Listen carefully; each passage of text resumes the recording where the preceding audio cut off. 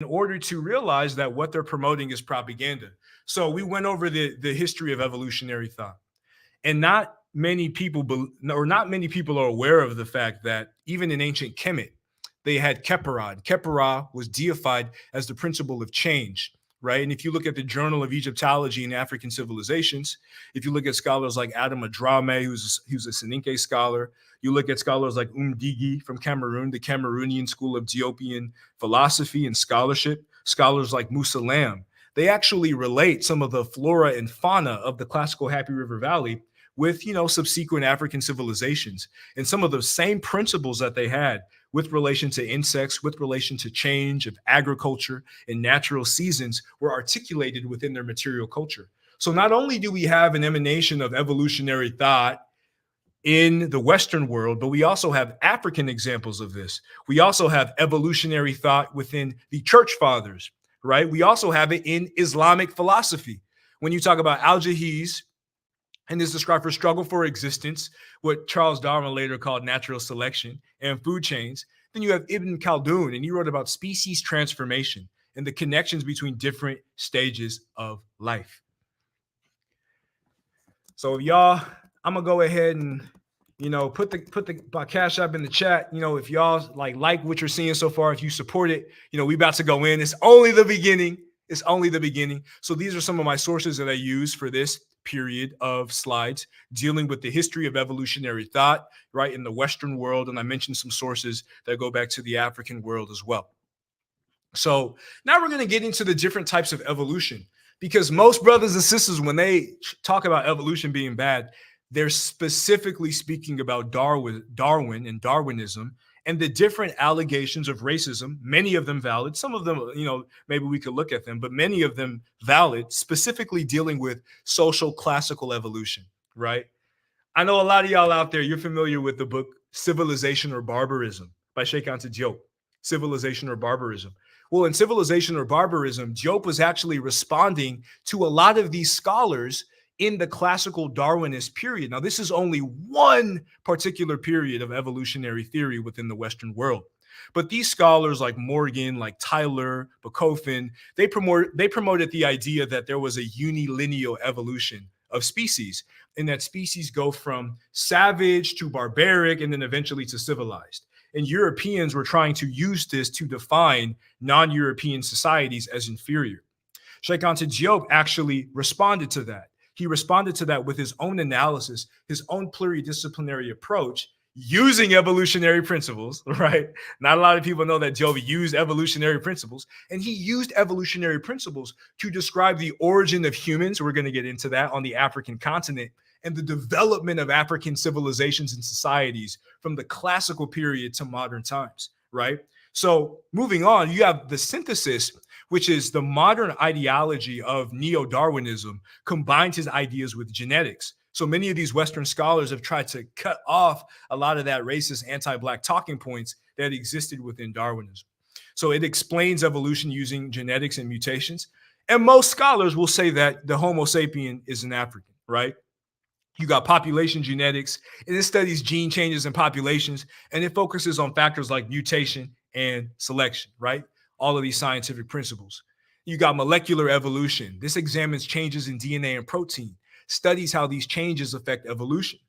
Not that many people know. I'm sure Sonetta knows this. I'm sure Reggie knows this. We've observed microevolution in bacteria. We've literally observed natural selection and the changes in speciation at the microevolutionary level, right? This is not debated, right? This is very, very clear, right? Then you have evolutionary development. It links development and evolution and explains how developmental changes lead to new traits. Then you have paleontology, and this studies fossils to understand evolution. And this provides evidence for historical life forms like the dinosaurs, and different species that existed in the past. You got phylogenetics, and this is going to analyze evolutionary relationships, and this creates a family tree of species.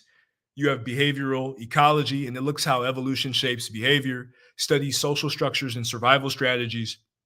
And then human evolution focuses on the evolutionary history of humans, and it integrates evidence from fossils and genetics, right?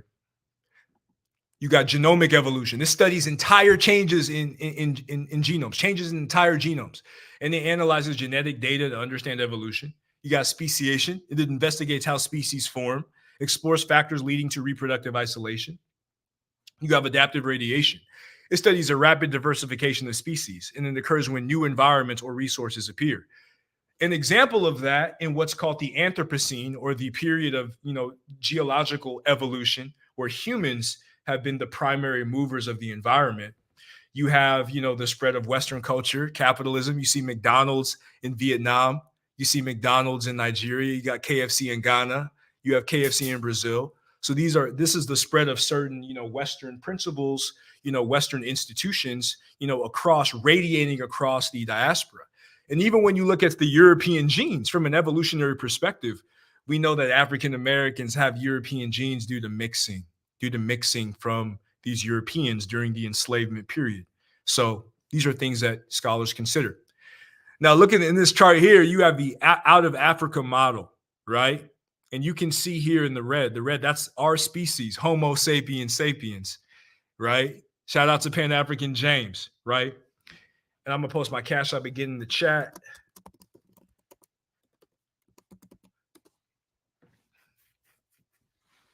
Right. Shout out to Pan-African James. You have Homo neanderthalensis in the dark brown.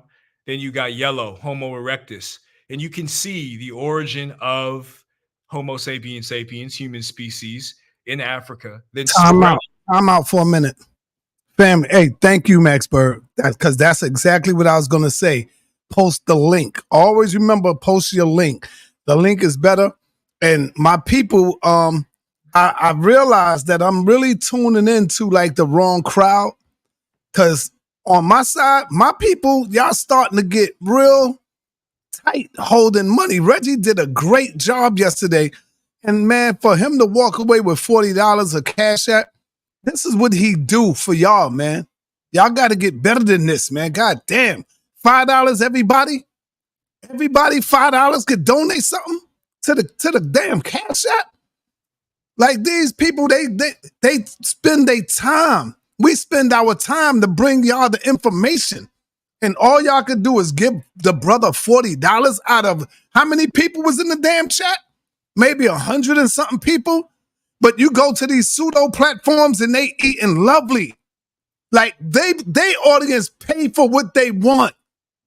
Over here, it's like y'all just want to give us any goddamn thing. Pay a little $3 or $5, but come on, man. Y'all got to start turning up a little bit. That's why I fall back sometime.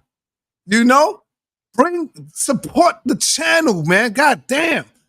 And we will bring brothers like this that you have on. You see, this brother's is scholarly. We will bring on the professors, but they ain't gonna come over here for free and spend their goddamn time for free when they could have been doing something else, making some money. So show some love sometime, fam. Y'all gotta stop it, man. Show some support. God damn. I've been doing this for so many years, man. Show some support to the channel, to the brother that's speaking, especially to Dr. Reggie, who go out his way and do this. I'm sorry to say that, brother, but I had to do that because me and Reggie was on the phone earlier talking about it. Reggie was so goddamn disappointed. It's pathetic. He was disappointed at y'all yesterday. It was 3,100 views. And all he get is $40, man? Yeah, come on, man. Y'all gotta stop that shit. Damn. And that's why a lot of the channels and they eating lovely off of bullshit. But these brothers bringing you real powerful information, man. Go ahead, brother. I'm sorry. I had to. No, it's all good, but Sonetta speaking facts, because that's why a lot of the pseudos be running rampant. They get support. People. It takes me a long time to put these presentations, organize all my sources, double, triple check my sources. At least y'all could do is support the channel. Support the speakers, because if you want real information and you want to beat these pseudo historical propagandists, then it takes a team. It takes a village. It takes a group effort. But we gonna get it popping. We gonna keep on rolling. I got on the screen this out of Africa model. Anybody who disagrees with this model, show me your genetic evidence. Show me your archaeological evidence. Hey, try to show me your linguistic evidence. Show me any evidence that opposes this model, because this is the general model, the conventional model. It's accepted in China. It's accepted in India. It's accepted in Russia. It's accepted in Canada, certainly accepted in the United States. It's accepted across the African continent, right? This is the origin of the human species and the radiation of the human species across the planet, right? Again, this is the most widely accepted model. It explains the origin of and migration of modern humans, Homo sapiens sapiens. It's a single origin in Africa. Homo sapiens developed in the Horn of Africa between 300,000 and 200,000 years ago, right? And this does not support parallel evolution. A lot of these abos try to say that, oh, we evolved independently in the Americas. Chinese scholars believe that. For the longest time, not many people know this, Chinese scholars were promoting a polygenetic evolution of the human species, right?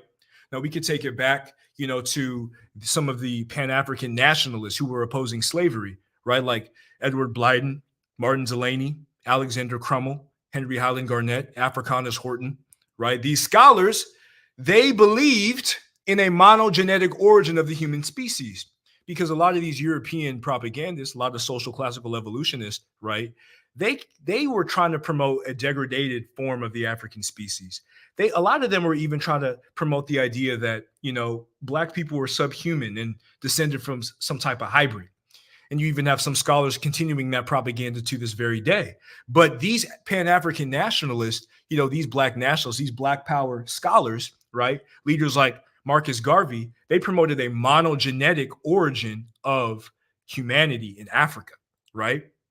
And they did not support the parallel evolution promoted by a lot of these other nefarious groups, right? So the multiple admixture allows for some interbreeding between Homo sapiens and archaic humans in Europe and Asia. Yeah, there is evidence of Denisovans and Asians. There's evidence of Neanderthals and Europeans, but predominantly, these are Homo sapiens sapiens, right? Yeah, they mix, but predominantly their genome says that they're Homo sapiens sapiens, right? So you got some early dispersal, several migrations out of Africa, possibly starting 270,000 years ago. Then you got these early waves reaching Greece 215,000 years ago, and then China about 80,000 years ago. And then the major migration that most modern humans descend from is 70 to 50,000 years ago via a southern route, about Al-Mandab, connecting Ethiopia and Yemen. And then you got a rapid spread along the Asian coast and reach Australia by 65 to 50,000 years ago. And Europe was populated by an offshoot settling the Near East and Europe less than 55,000 years ago. And again, there is some evidence of interbreeding between archaic humans in Eurasia, Oceania, and Africa. And most populations derive from early Homo sapiens with a degree of archaic human ancestry. And we already know when you're dealing with, the Ethiopian migration model and modern West Africans who descend from the Happy River Basin, who are distinctly related to the Pharaonic civilization, distinctly, archaeologically, there's evidence of that with Musa Lam's spatio-temporal evolution model. There's evidence from historical linguistics and the 101 putative cognates by Theophilo Benga. Genetically, there's evidence if you look at E1B1A or EM2 and EM35. Most of these lineages among West Africa originated in East Africa prior to settling in the West, right? They speak about these diminutive populations, these small diminutive dwarf-like people.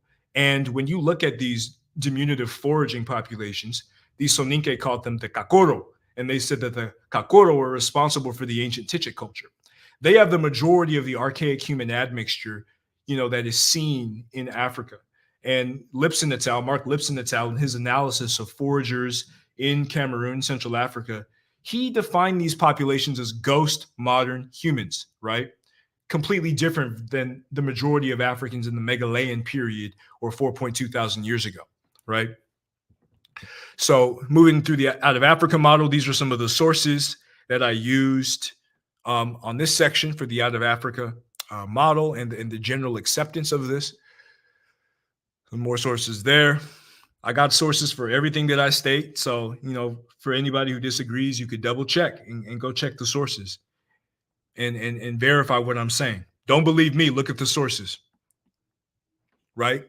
Now, this is the biblical dilemma, because a lot of people, I'm talking about the One West Hebrew Israelites, I'm I'm talking about, the followers of Johanna and all these different individuals, right? They use the Bible against evolutionary thought. Now, hold on. If we go back a few slides, we already mentioned, let's go back. We already mentioned church fathers who accepted evolutionary models. Origen of Alexandria, Gregory of Nyassa, and Augustine of Hippo. And Augustine is one of the major church fathers, right? One of the major, I see St. Augustine everywhere I go. These church fathers believed in evolutionary principles. They believed in it, firmly believed in it. Now, if we move forward and we're going to modern biblical historians, right? You have B.B. Warfield. He's a theologian, and he's a key defender of the biblical doctrine of inerrancy, right? He promoted evolutionary thought. You have Karl Barth. He's a theologian and prominent member of the Confessing Church that opposed Hitler and Nazism. He promoted evolutionary thought. You have Billy Graham, even the big Billy Graham, evangelist, pastor, and author. He believed in degrees of evolution. He echoed some of the ancient church fathers when he said that the Bible in the description of Genesis is allegorical and metaphorical and not necessarily meant to be taken in a literalist, in a textual literalist sense. Then you have C.S. Lewis, another apologist, an author, scholar. He promoted evolutionary thought as well. And these are some of the sources for that. So there you have major, biblical theologians, right? People who use the Bible, people who believe in the Bible, they read the Bible, and they promoted degrees of evolutionary thought.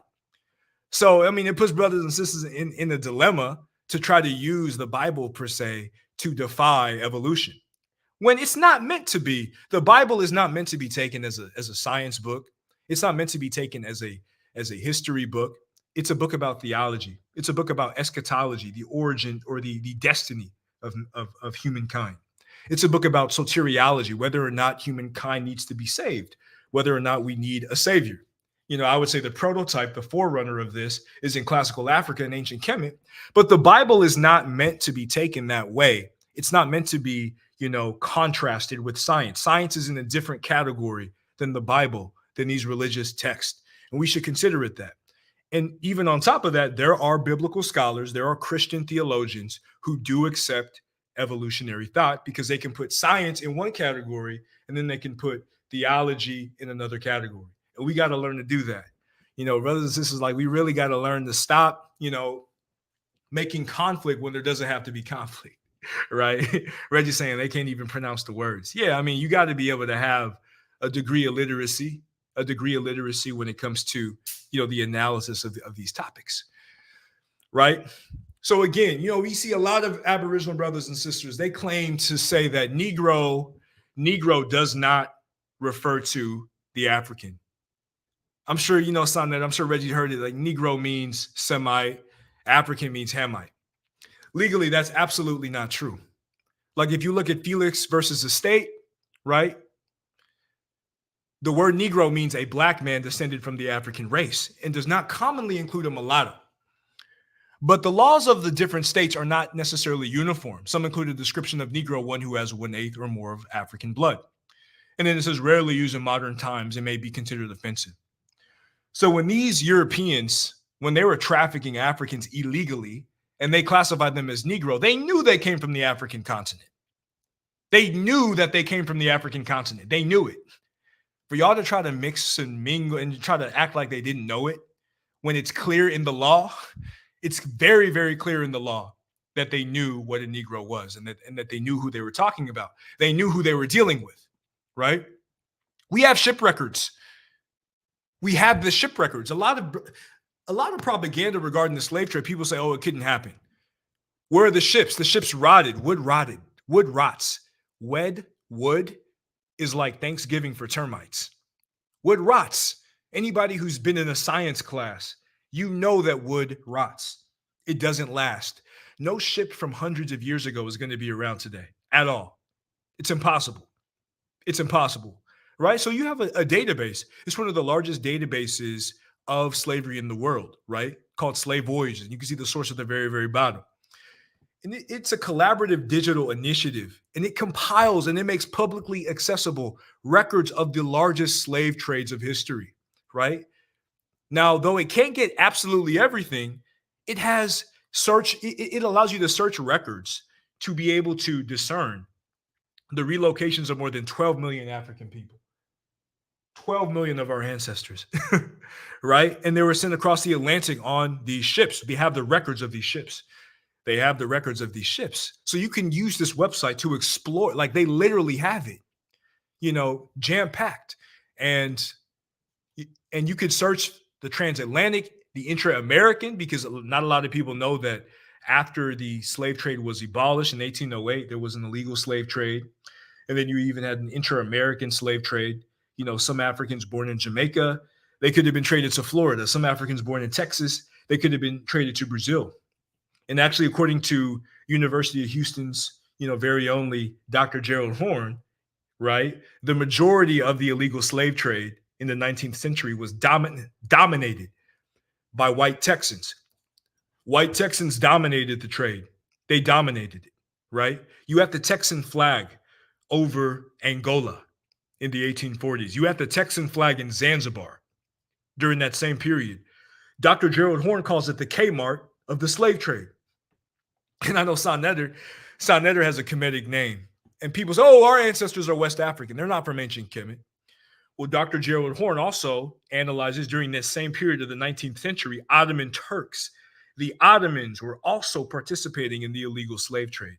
And they traded some populations from Egypt and Nubia into the Americas, particularly Brazil, with specificity, right? And you have evidence of, in the 15th and 16th century, Italian and Danish slavers trading cops into the Americas. Cairo is the closest slave port to Europe, right? So we know about from Cairo to Cape Town. You have even in Calabar, in what's now known as Nigeria, you definitely have documents. You can look at this site, look at slave voyages. You have documents. Shout out to Asar Mk. He actually found evidences of Asar, that name, that classical African name, on these slave voyages. So you see evidence of a radiation, as we discussed before, as an evolutionary principle, of these classical African toponyms or eponyms, names spreading throughout the African continent and observable on this site, on slave voyages. So there's a myriad of things that you could find on this site. We have the records. We have the ship records. It's obvious. This can't be denied at all. And as you can see here, here's a chart, from the year 1550 onwards. And you can see certain things in the chart, from 1525, first slave voyage direct from Africa to the Americas. Then you have 1560, continuous slave trade from Brazil. Sugar exports from the Eastern Caribbean begin. English capture of Jamaica, 17th century. Gold discovered in Minas Gerais in Brazil.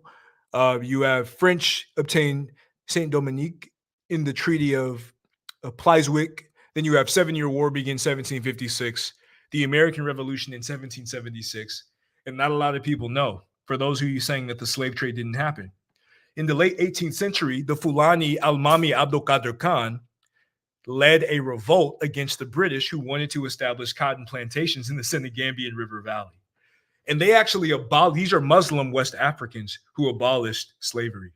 They abolished the slave trade in their own kingdoms. You have numerous oral narratives. Agaja Trudeau of Dahomey, Queen Nzinga. A lot of people try to act as if Queen Nzinga was a slaver. Queen Nzinga fought against slavery. She fought against Portuguese slavers. Nzimba Maremba, another African ruler who initially participated, but once he learned what was happening to his countrymen in Europe, he opposed the slave trade. You have laws in the western grassfields of Cameroon among the Balingu banning their people from even interacting with European traders. And if they did, they received capital punishment. You even have examples of the Mandara in the Lake Chad Basin of Cameroon, who built infrastructure defense, architectural defenses against enslavement, because they knew that the slave trade was happening. They knew that, their people were being trafficked. So they changed the infrastructure of their society to resist it. They wouldn't have done all this if there was no slave trade. We obviously, anybody with two brain cells knows that the slave trade happened. And you can see the ship records. Look at the embarkments and disembarkments on the chart above. And you see it intensifying during the illegal slave trade after 1808, after the legal trafficking of Africans was banned. And then you had Africans starting to come on the ships, and then eventually steamboats, heavily profitable. This is where the majority, shout out to Dr. Jahi Issa, this is where the majority of the American wealth was generated, through the illegal slave trade. This is where the good number of the majority of African Americans descend from, the illegal slave trade. You're talking about Oprah Winfrey, Bob McKay, Serena Williams, Venus Williams, Bob McKay's, T-Cars, and Quincy Jones, right? Mendes and Martin Luther King, ancestors of our great leaders. They descended from this. So obviously, from the records to the oral narratives, we obviously have records of this occurring. So a lot of people try to talk about, oh, I'm Native American. You know, shout out to Malcolm X's mother, who was a descendant of Yoruba, who were initially trafficked to Cuba, you know, before landing in Grenada, right? Her so-called Yoruba ancestors, right? And that's where Malcolm X's mother's lineage comes from. Malcolm X's paternal great-great-grandfather was a Bambara man named Ajar.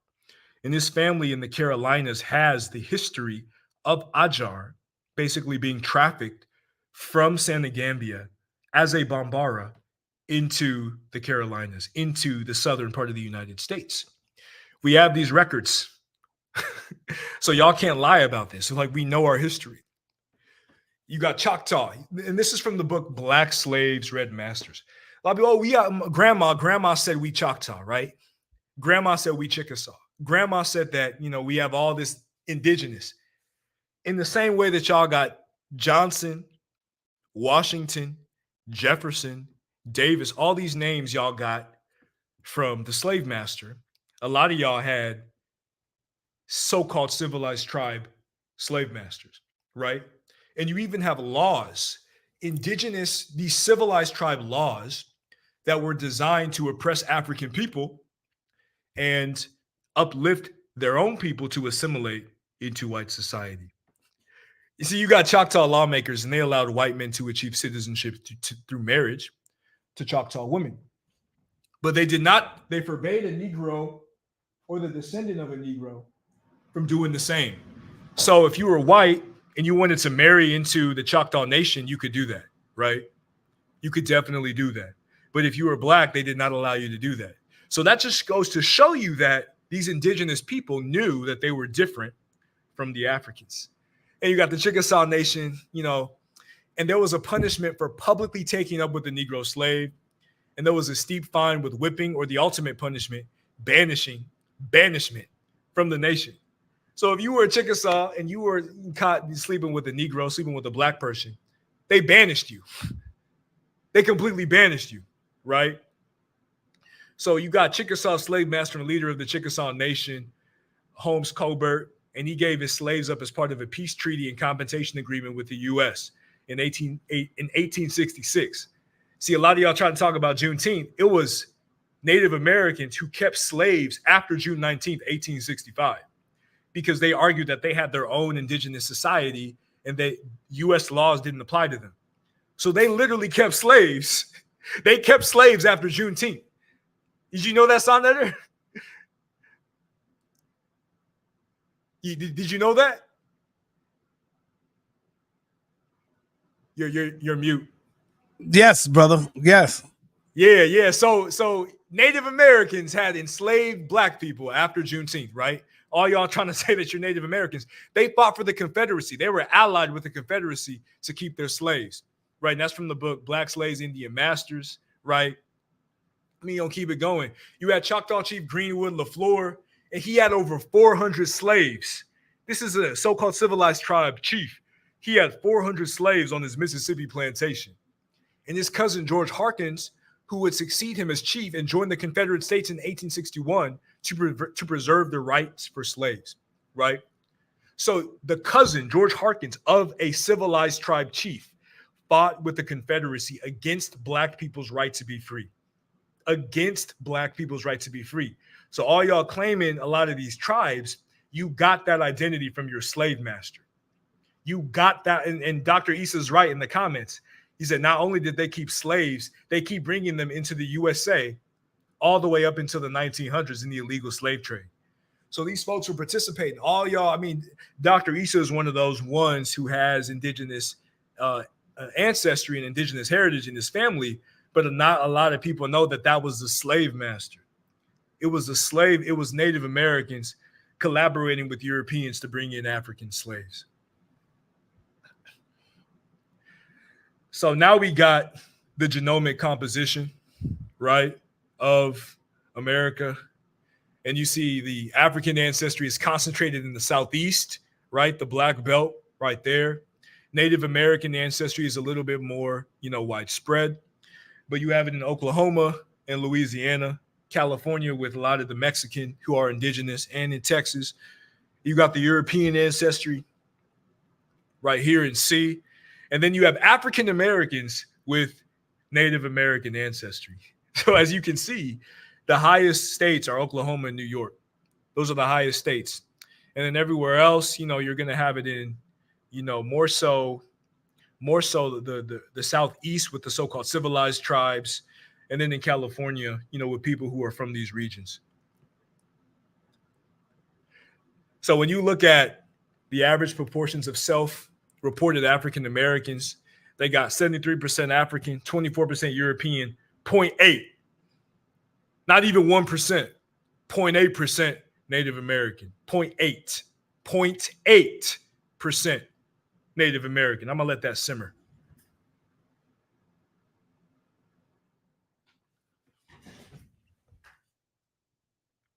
.8% Native American, 0.8. You got geographic variation, highest African ancestry found in African Americans in the South, notably South Carolina and Georgia. Lower African ancestry in the Northeast, Midwest, Pacific, Northwest, and California. So Native American ancestry varies across states in the U.S. Over 5% of African Americans have at least 2% Native American ancestry genome-wide. 5%. Higher Native American ancestry in the West and Southwest, driven by individuals with less than 2% Native American. So with a 1% Native American ancestry threshold, about 22% of African Americans carry some Native American ancestry. 22%. If it's just 1% threshold, 1% or more, that's only 22% of African Americans. 22%. And there's somebody in the comments saying they got 12. Like I said, if you descend from some Caribbeans, if you were from Oklahoma, if some of your ancestors were enslaved by the civilized tribe and they were raped, during slavery, it's certainly possible. And then sometimes you had some allegiances and some mixtures diplomatically, like John Horse. But for the most part, Black people are not Native American at all. Not at all, for the most part. Again, if 1% or more is Native American, only 22% of African Americans carry some Native American ancestry, averaging at 0.8 across the African American population. So then you got this ghost population Y. And this is the first people in the Americas, the first people, right? And this is from an article by Professor Ewan Calloway. You got present-day Amazonians in the Amazons of Brazil. They share genetic traits with Asian islanders, these Pacific islanders. And this is just an ancient migration. So then you have a mysterious group that crossed the Bering Land Bridge from Siberia. And then you have genetic traces found in Amazonian tribes in Brazil, like the Surui. The man to the right, he's a Surui. This is the people in Brazil who they believe have heritage of the first people of America, right? He don't look like a Black man. I know y'all don't want to lie. He does not look like he is Black. They're not like us, right? They not like us. He ain't Black, right? It's obvious.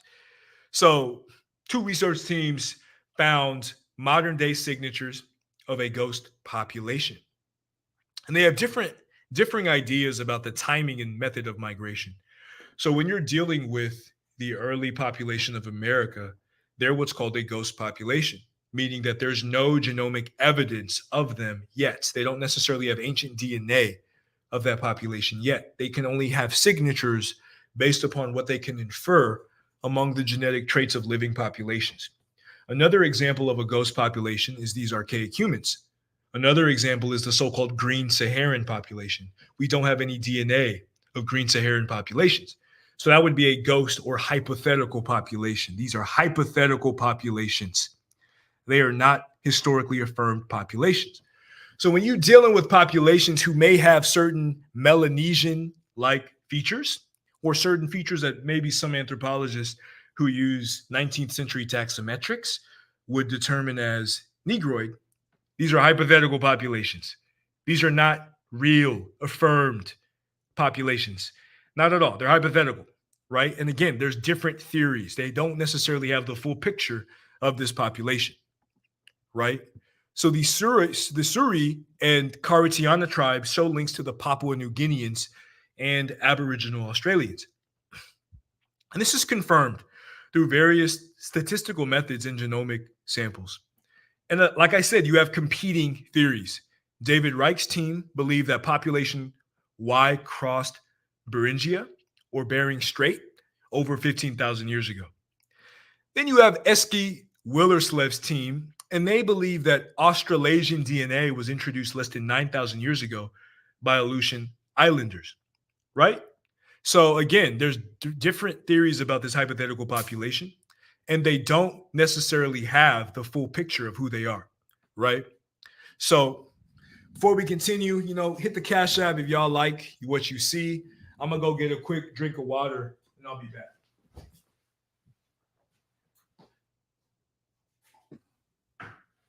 All right, family. As y'all can see, this brother is a bona fide scholar. You see, this brother got a lot of research. He's been studying. And if Reggie recommends somebody, you know this brother is powerful. So please show some love, show some support. Show some support. Mix it up, man. Mix it up. We know y'all got money to buy y'all weed. Mix it up. This brother did research for y'all, man. He went deep in. Where's the abos when you see us? See, you don't see the abos. The abos don't really want no smoke. You know what I mean? The abos don't really want no smoke over here. Trust and believe that.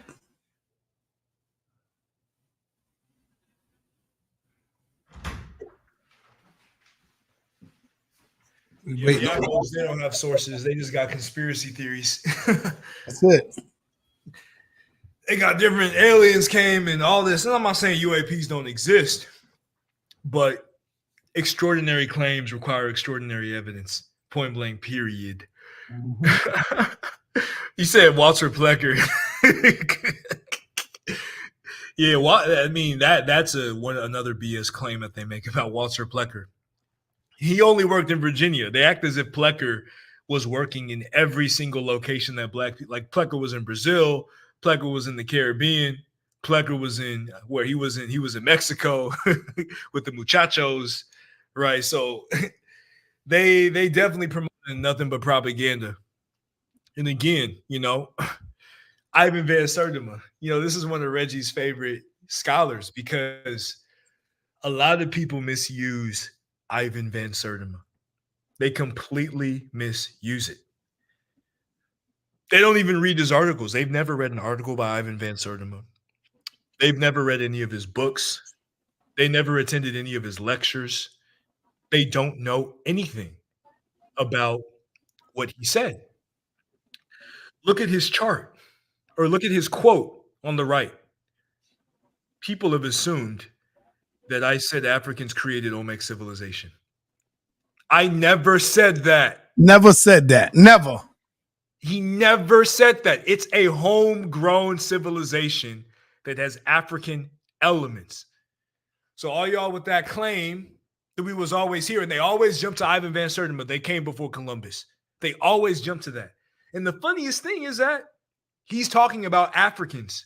How can you use Ivan Van Sertima to say that you ain't African? He literally is talking about African people, and they came before Columbus. It is African-centered scholarship. Now, a lot of people try to use Ivan Van Sertima, some of his mistakes, some of his imperfections, to attack Africana scholarship. And they don't even understand that most Africana scholars disagreed with his proposals. They didn't necessarily accept all of his proposals, right? And it's not even to say that 100% of the things that he said were wrong. A lot of things are still up to debate. They're still up to historical linguistic analysis, some archaeological excavations. A lot of these things have not necessarily been settled. But his primary thesis, he posited that Africans visited and influenced Mesoamerican civilizations. They influenced. He didn't say, again, people have assumed that I said Africans created Olmec civilization. I never said that. It's a homegrown civilization that has African elements. So he used some flawed sources. Barry Fell, who was an expert in sea urchins, Leo Weiner, who was purported to have fake artifacts. And he did have some flaws. But again, modern Abo propagandists, they use Van Sertima's argument to make claims that he never made. He never made these claims. Van Sertima never stated that Megalayan, post 4.2 thousand years ago, Africans were always in the Americas. He never said that. He never said that we was always here. He never said that African Americans are not African. He was an African-centered scholar. He also never said that the Olmecs were a Black African civilization. He said that they were an indigenous American civilization with African elements. Now, again, there's been some scholars, shout out to the brother Netter Neb. There's been some linguists who have discerned potential aerial diffusion in the Olmec civilization by various African groups. This is something that requires historical comparative linguistics and a deep analysis of the basic lexical items within the Tutu-Shi or Olmec language to be able to discern whether or not this is true. And like I said, with aerial diffusion, I said this on previous shows, you could find Semitic elements in the ancient Kemetic or Met-Remen-Kimi language. That doesn't mean that, that's a Semitic language. So like Dr. Ivan Van Sertima said, it's possible certain Turkish scholars, certain scholars of the Islamic tradition, they have actually validated some of this research, but this is something that is still up to debate. And you have to use the accurate historical models, accurate methodologies in order to be able to discern truth from falsehood. You have to do that. You have to. So again, Ivan Van Sertima, he's like most people, all of these pretendians, he's like their intro. He's their intro into, the Aboriginal ideology. But if you actually read his sources and read his information, most of the things that they claim to say he never claimed. He never, not once, made any of these claims.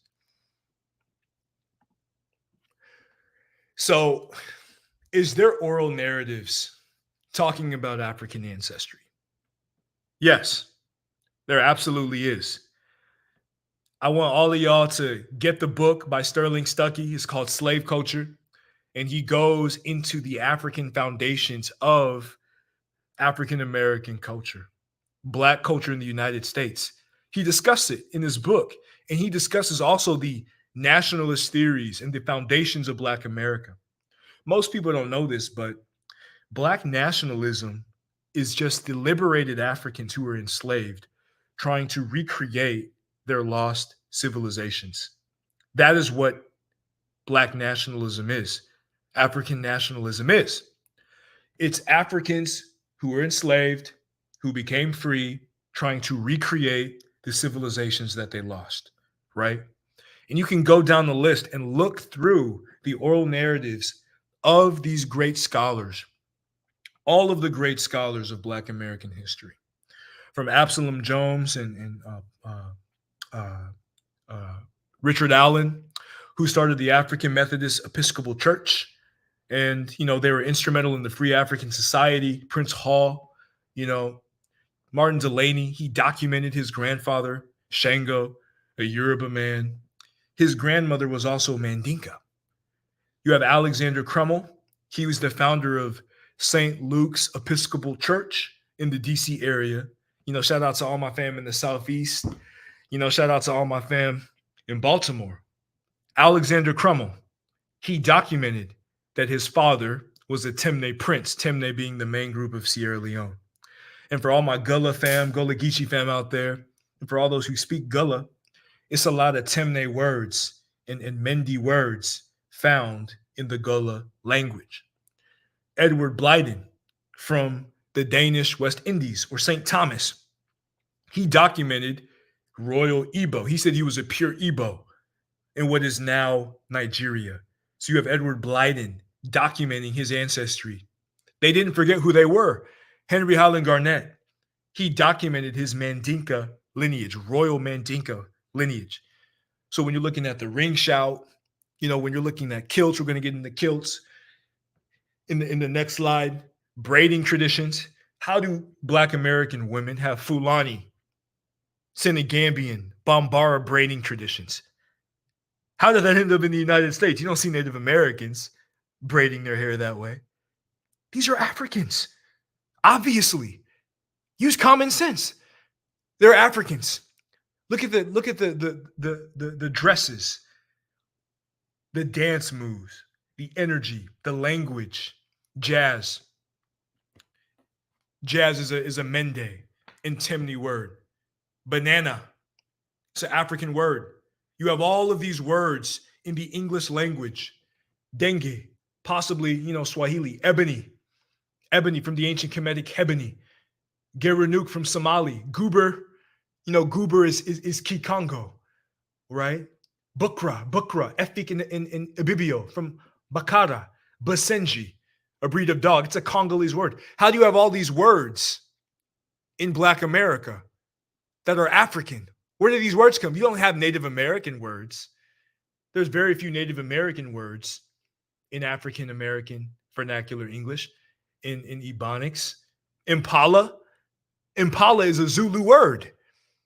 Impala is Zulu. Jive is from the wool of Jev.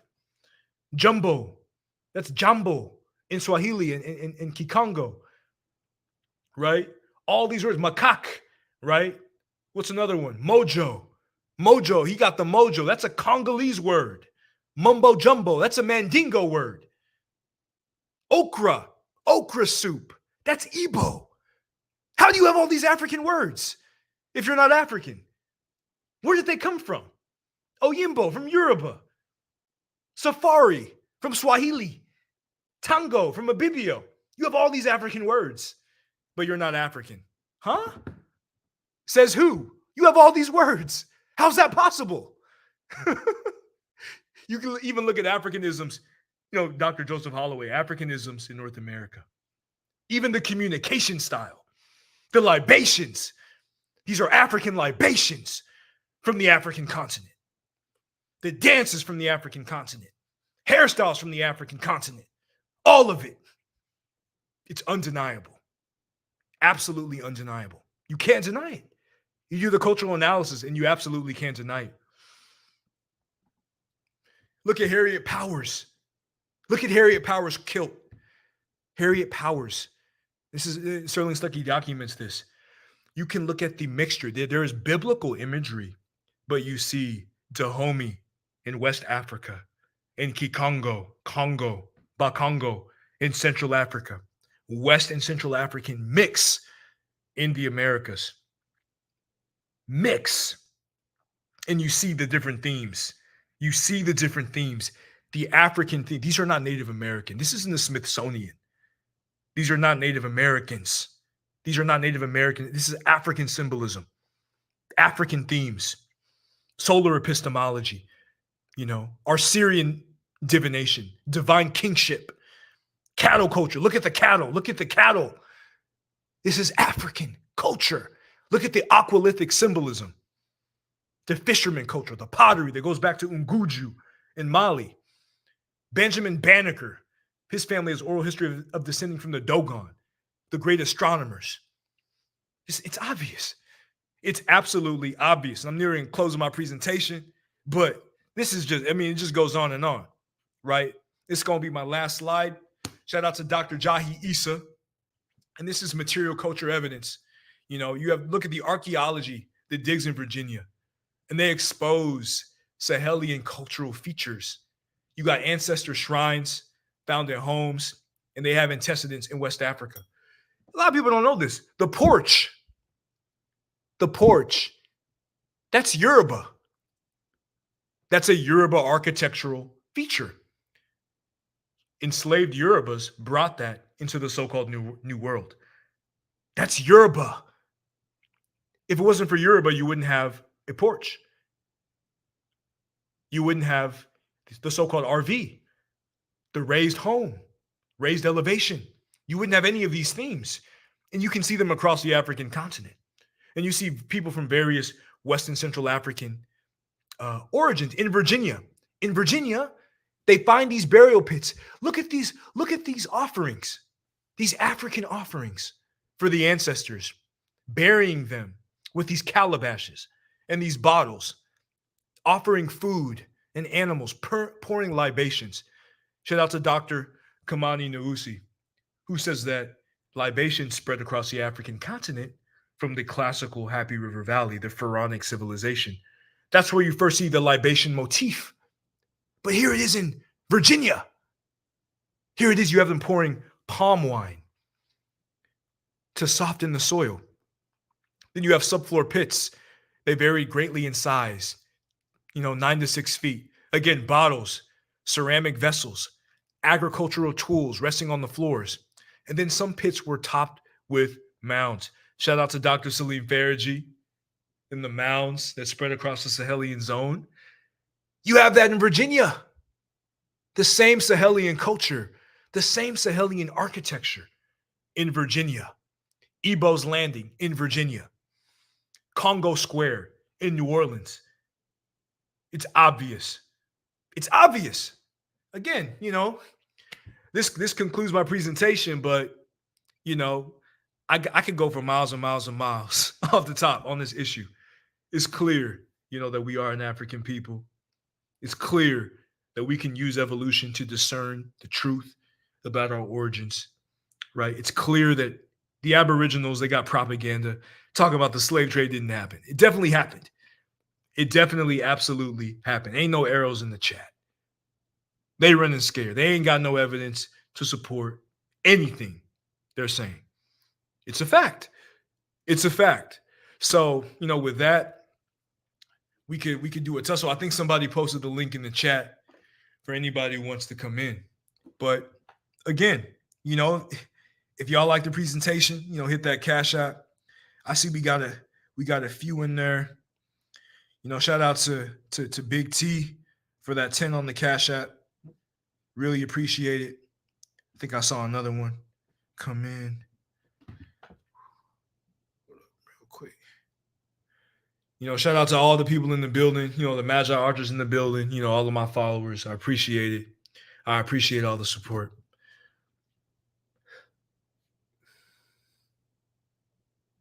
Shout out to everybody in the building. Magi Archers in the building. Arafat in the building. Shout out to my man Columbus Hill for that 15. And shout out to LaShawn Dorsey for that 5. Shout out to Michael Owens for the 5. I really appreciate it. I really appreciate the love and support. Anybody, y'all want to support, feel free to hit the Cash App. Really appreciate it. If you like what you see, if you want to see me back here again, feel free to hit that Cash App. Feel free to support SoundNet or support the channel. Feel free to make it do what it do. You say 100K mounds in America. That mound culture in Virginia is African. What they found in this burial pit, the culture, the libations, the offerings, it's all African. And y'all can't get around the fact that Y'all can't get around the fact, all the abos who disagree, you can't get around the genetic or the archaeological argument. You just can't. So it is what it is. Like at this point, y'all could either believe the truth or a falsehood. You know, we could even get into if I share my screen.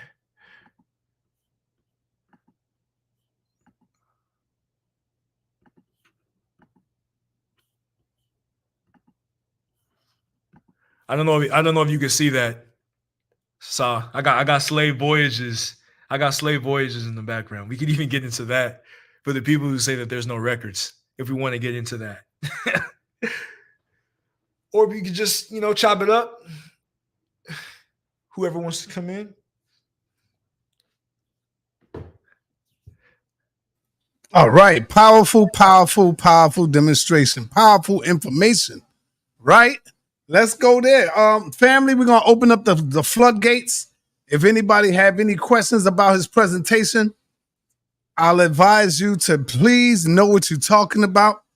Look and understand what he's saying. Before you say anything that's wrong, I'll advise you to go and do the research first. Be smart. We got to be smart with this. Go and do the research. Look it up. Don't jump out the window. All right? So let me ask the first question. Let me get with this. What historical records or documentation exists that trace the ancestry of African Americans to enslaved Africans brought to America? There's a vast variety.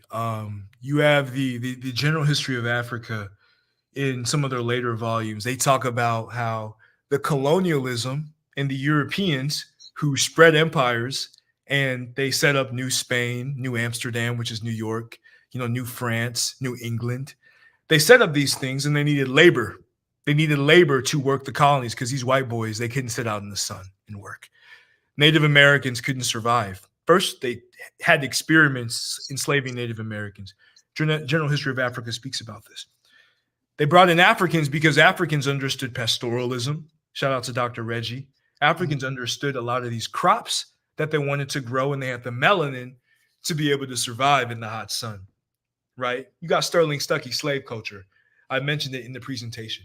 He goes into all like a deep analysis of so-called Black American culture, and he finds numerous African themes, numerous documents, oral testimonies, Africans talking about Fenda. I want to go back to my Fenda. Fenda in Kikongo is forest. You had elderly, our elders talking about Fenda, going back to Fenda. Joseph Holloway, some of the references I was reading about the words.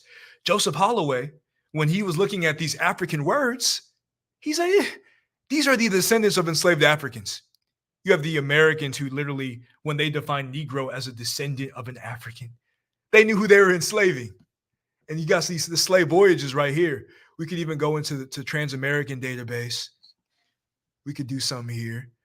We could go into Bahia. That's in Brazil. Let's go into all of these Brazil. That's a lot of Brazil. Chief Eagle Eye. Hit the link, Chief Eagle Eye. We got one chief up in the building. Chief ain't afraid. Chief Eagle Eye. Chief hiding under the bed somewhere. Come on, Chief Eagle Eye. Hit that link, brother. Yeah, it's been a minute since I've been on this site, but as you can see here, they literally have the disembarks from mainland North America, the Caribbean, the years that they occurred.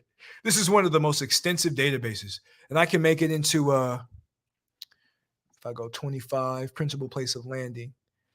Oh man, Reggie said that Reggie told me, he said, yo, Saw, man, this is one of my secret weapons. I see now, Reggie. I see Reggie holding this brother in the cut.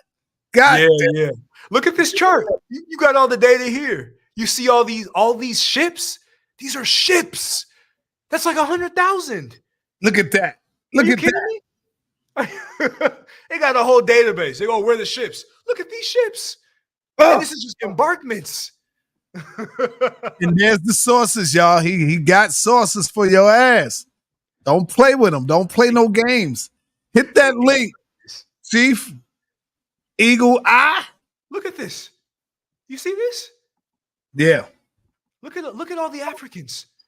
Look at Wow. the years. Look at that. Each year, and they got the data, they got the records. Look, Portugal, Great Britain, France, Spain, Uruguay, Netherlands, Denmark, Baltic, the Baltic states, Spain, Sweden, Portugal. Look at all this. Look at all the Brazil, and all of it. And you see the color codes. You could trace it. Seriously, four times, 5 times. 0.5, 1, 2, 3, 4. Boom, boom. You see the depth of that? Yes. Son, how could they deny this? How could they deny this? They could deny it because they are brain dirty. They not brainwashed. They have become brain dirty. You see what I'm saying? So they need to become brainwashed so that they can, so that the real true information could get in. And they are filled with so much self-hatred growing up in the household. They've been implanted. Their mama, their daddy have implanted hatred in their ass because they the ones that told them they was goddamn Indians. Yeah. My grandmother told me that I've heard so many mothers growing up, yo, you better get with a Spanish man so you can have that good hair. You better come on, man. How many of us heard that from the grandmothers and the parents and all that? Check. So they are brain dirty, not brainwashed. Brain dirty. I like that. They brain dirty. Yeah. I'm going to use that. Yeah. I'm definitely going to use that. So I'm going to share. I'm going to stop sharing that. I'm going to share it from Black because you asked for some documentation. Oh, I got some documentation for you. Hold on. Is that Dr. Issa in the back? Oh, Dr. Issa. Shout out to Dr. Issa. Man, I didn't even know I had Dr. Issa in the back, man. Oh, look, whenever I see Cam up there, Cam, I met Cam. Cam was a long time follower of you. And then when I started coming on your show, me and him started dialoguing. And he said, well, what do I need to know to master this? I said, that book me and Dr. Faragee wrote on Amen? Hey, you was eating. Yes. Wipe your mouth. You was eating something, right? Right. Right, yeah, you good. All right. He said, I said, that book that Dr. Faragee and I wrote on Amen? He said, yeah.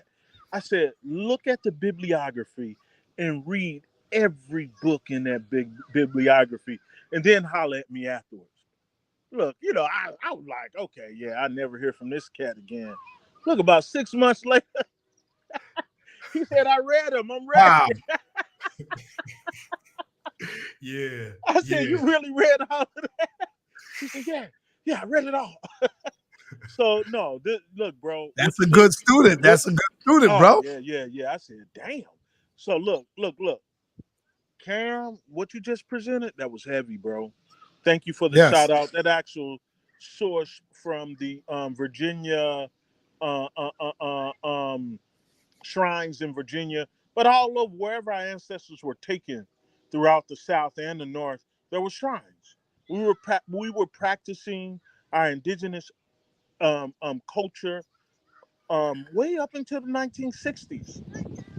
And what people tend to forget, one of the reasons why they came down on Queen Zora Neale Hurston, right? Well, she's the one that wrote Barracoon. You were talking about Kojo Lewis. Yeah. Right? They came down on her because she went against the fabric. They just wanted her to go down to see how deep that culture ran and their influence on the population in Mobile. Oh, no. She was like, no, I got to tell this story. They were like, no, you cannot tell this story. And that's why they blocked her book for almost 100 years. Cam, you just said some stuff I didn't know. You brought up Malcolm X and that the slave, those Europeans who trafficked his Malcolm X a jar over, that they have his records. Really? Yeah. Yeah, we got to talk after this. look, man. I don't know, man. You may need to go see a juju priest, man, because they gonna come after you. No, good stuff, man. Good stuff. Real heavy science, man. Yeah, Thank you for powerful starting information. that up and letting this brother come on. Yes, sir. And Yes, sir. that was good shit. Yeah, I damn sure love the information. Let me get Brother Mel. Brother Mel, you got a question, brother? Yeah, I actually got a few because I agree with the evolution and all that. But what about those people who actually have Native American ancestry and it still doesn't show up on their DNA? What would you say about that? I would say that, genetic ancestry isn't necessarily the same as genealogical ancestry. And there is certain ancestry that some of these genetic tests, particularly beyond like 300 years, 10 generations, they can't really see that. But for the most part, when they do like deep level genomic analysis, it's not that much. Zero point 0.8 on average. When 1% or more is a threshold, 22% of the African Americans have Native American. So it's certainly not to the level of African. And you can look in the mirror. You can look in the mirror and look at the Nigerian, look at the Ghanaian, and then look at some of these natives on the reservation to know where most black people came from. All right, so when you do a DNA test, how come if you know you have Native ancestry that the white ancestry will come up more than the Native ancestry? White people enslaved black people more. You certainly agree with that, right? Yeah, I could say that, but So who they really say obviously no for raped sure? and they obviously mixed more. There was more opportunities. I'm gonna let Jahi Issa spit. You want me to lie, or do you want me to tell the truth? Tell the truth, Dr. Issa. All right. If I say tell the truth, I'm gonna tell the truth.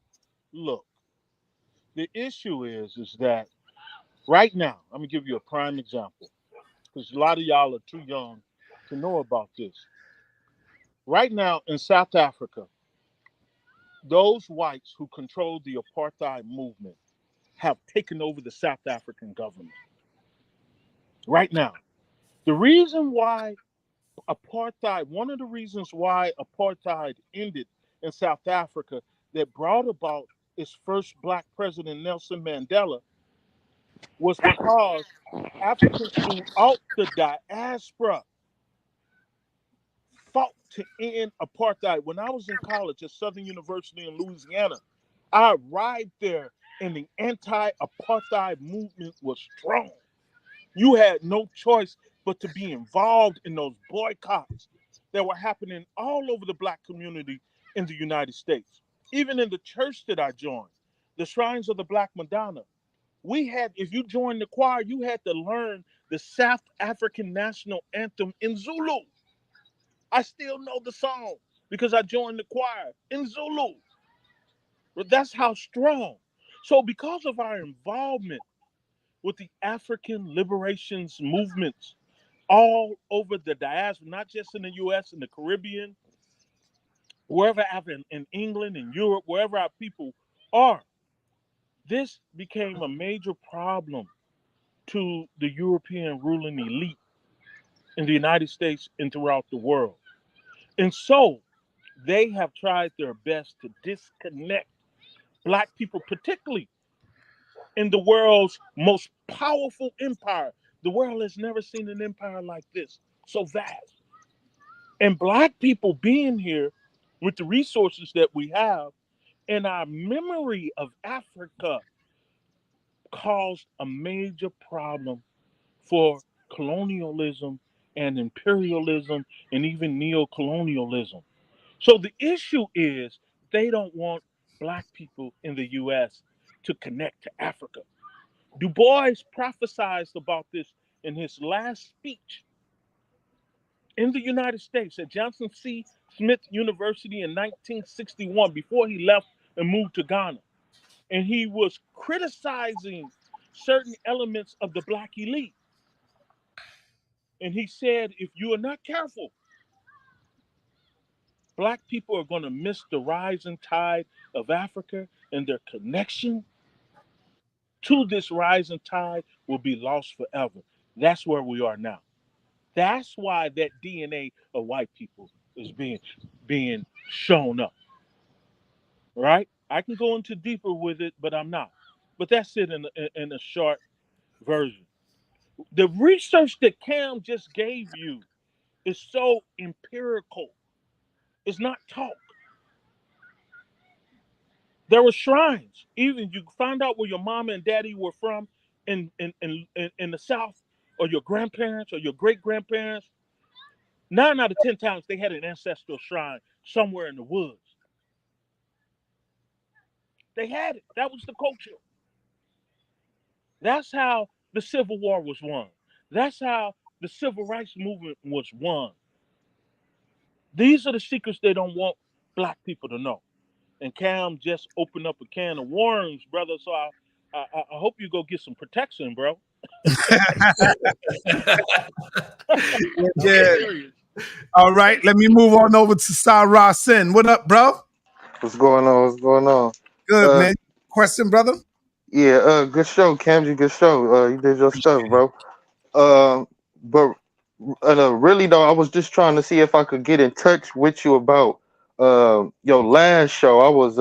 Matter of fact, I had hit Reggie too. I had emailed Reggie about you, about the last show you had did and everything, and I was trying to see if he could get in contact with you about what I was trying to holler at you about. If you had an email or something I could get with you with or something, you know what I'm saying? Comgiverse@gmail.com. Hold on real quick. Let me get it real quick. Can you spell it for what is it? Comgiverse, KAMGI verse@gmail.com. Verse? Yeah, comgiverse@gmail.com. VERS. All right, I got you. Good looking, bro. Show. Real quick, I want to just give a shout out to Jalel for that 10. Appreciate you. Shout out to Canoe for that 25 on that Cash App. Appreciate it. Shout out to Chuck Morgan for that 20. Appreciate you, Chuck Morgan. Shout out to Reginald Blackwell for that 5. Appreciate you. Shout out to Sakina Ra. Thank you, sis, for that 10 on the Cash App. Shout out to David Lawson for that 20. And shout out to Mega Mahat for that 10 on the Cash App. Appreciate it. All right. Thank y'all for the support. Hey, let me add this. Stop. Can I add this really quick? Go ahead, brother. I know Brother Reggie is about to drop something, but look, there's a documentary. Me and Reggie, we talked about this a few weeks ago on your show, called the Catilda, The Return Home. It's on Hula. Is it Hula or yeah? Is it pronounced Hula? Yes. Yeah, Hula. Now look, what's significant about that? That's Hollywood, and it's a documentary about some people, myself and Reggie helped, and trying to rediscover and their past with Africa. And Kojo Lewis's great-grandson, his grandson and granddaughter, and some of the other Africans who came over on that ship. They call it the last slave ship, but it was not the last slave ship, right? But this is in prime time. I would recommend people go and watch it. And I pray me and Reggie can come on and talk and do a review on it. It's been in Ebony, it's in all the major black publications, and it's now streaming on Hula. But more importantly, something happened. These people are the first that we know to go mainstream Hollywood and take the remains of their ancestors back to the continent where they were taken from. And it's in Hollywood. It shows them taking their ancestral remains back home. Right? This is powerful. Very powerful. Right? This has never happened in Hollywood before. There have been occasions where people have taken, it's one thing to take your ancestors' remains back. I've done that before.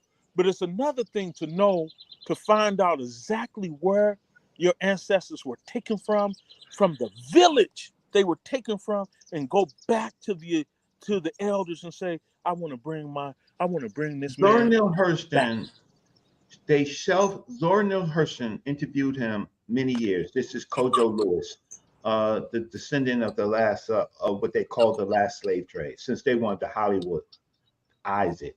So Kojo Lewis's son, Gary Lumbers, he ended up talking to Dr. Jahi Issa. And Dr. Jahi Issa then called me, and because we was talking about the illegal slave trade. So what this is about is the illegal slave trade. Then what happened was Dr. Jahi Issa talked Gary Lumbers and saying, you need to return him to Africa. That's where he wanted to go. That's where he wanted to go in the book. And he convinced Gary Lumbers to participate in that journey. Somehow, through all of it, you won't hear mention of Dr. Jahi Issa, and you won't hear mention of Brother Reggie, right? So what I want to say is that the audience doesn't know how valuable the people that Sinetta brings on his platform. I know now that I am worth only 10 cents a presentation from this audience, 10 cents. I know that. Y'all proved that to me. I did 2 shows. I did not only this last show on Kendrick Lamar and what they did in LA. I did a previous show, and I didn't complain about that show, which I got like $45 or so, right? But that's really what I really want to talk about is just the value that Sinetta participants actually have in this process. Now it's time, Sinetta. We want the House of Consciousness scholars versus Rich's Channel scholars, or whatever they are. No. I don't. No, we ain't doing that. What? Why not? Rich, my brother. I'm not going against Rich. It's not I'll going talk to against you after the show, Reggie. After the show, we ain't gonna talk about that on the show. Huh. Well, that's Yeah, why I'll talk to you I'm after worth the 10 show. cents. That's why I'm worth 10 cents. No, Because that's not why. Nah, Rich is my brother, man. I'm, you know, I'll talk to you after the show on that. His audience pays, and our That audience. is true. I agree with you on that. That's 100% correct. You're right. So, But why is that, Reggie? I don't understand why. Because I'm gonna say it this way. Our community likes to be anything else except for African and Black. They like aliens. They like supernatural activity. They don't want the natural process where African people, right, evolved on the continent of Africa. They don't want that. They want to be special. They want to have spiritual powers. And they believe anybody, right, who makes them think that they are something special. That's real. And Reggie, and that's why I'm about to try to shift consciousness, man. You know, because we doing this for free for our people. Everybody else get funded for their work, but with the real information and the real knowledge, you don't get that support, bro. I've been saying this for a long time, Reggie. You know we've been saying this for a long time. It's just like hip hop. When you look at it, look at this scenario. The conscious rappers don't get no airplay. The nigga, the jigaboo, all that other stuff, the crazy stuff, get all the loot, get all the money, get all the love. But when you're trying to teach and wake up Black people, you get nothing. Think about that right there. Look at that scenario. I'm the 10-cent Negro. This information. You see? So I agree with you. Our people, and I'm not talking about Rich. I'm just talking in general. Not my brother Rich. I love my brother Rich. Support my brother Rich. You know? I'm speaking in general. So my last words, and everything that you said is absolutely right. So we have to find new audiences. But you know what it is, Sonetta? They're competing with us, right? So what happens is the audience doesn't want to hear the real truth. Yes, that's what it is. Because you know, in their heart, they really believe that stuff, though, Reggie. It ain't like they just doing it because they really believe it in their hearts. Levitation, you know. Yeah. So it doesn't matter. Well, the difference with Candy Burst, and he comes from the tradition of Dr. Issa and other scholars. Everything he said, there was a source to it. Yeah. Every other person, all these fake people, when they talk, there ain't no sources at the bottom of what they said. So when I came to the House of Consciousness, that's one of the things that I first started doing. Say something and source. Say something and source, right? So now I want to say something about you fake abos. Okay, in Oklahoma, in Tulsa, right? That was my last video before this one. The case was dismissed against those, the descendants and the families, all of them, right? It was dismissed in Oklahoma. Oklahoma is one of the most mixed African and Native Americans. But you liars, you say that the slave ships didn't come. Those are your people. Well, you niggas with a K, you didn't do shit about that dismissal. You never do shit about any of our movements. But that happened in Tulsa. So all you TP wearing, right? Longhouse giving, you didn't do nothing. You know who's doing it? The Black Americans who's talking about it, the Africans who know that these people were African people, and they didn't bomb those people because they were Native Americans or Abos. They bombed them. They bombed that place because they were Africans and they were doing great. But see, you know that, you liars, but you never participate in our movement. You sit there and say, well, the real story is that we are you. No, niggas, you not like us. You not like us, niggas, because you don't do nothing. All you do is talk and wear costumes and talk about your goddamn big mamas. And then you want to cry when you send us something with a crying Indian. And then you want to say, get my name out your mouth.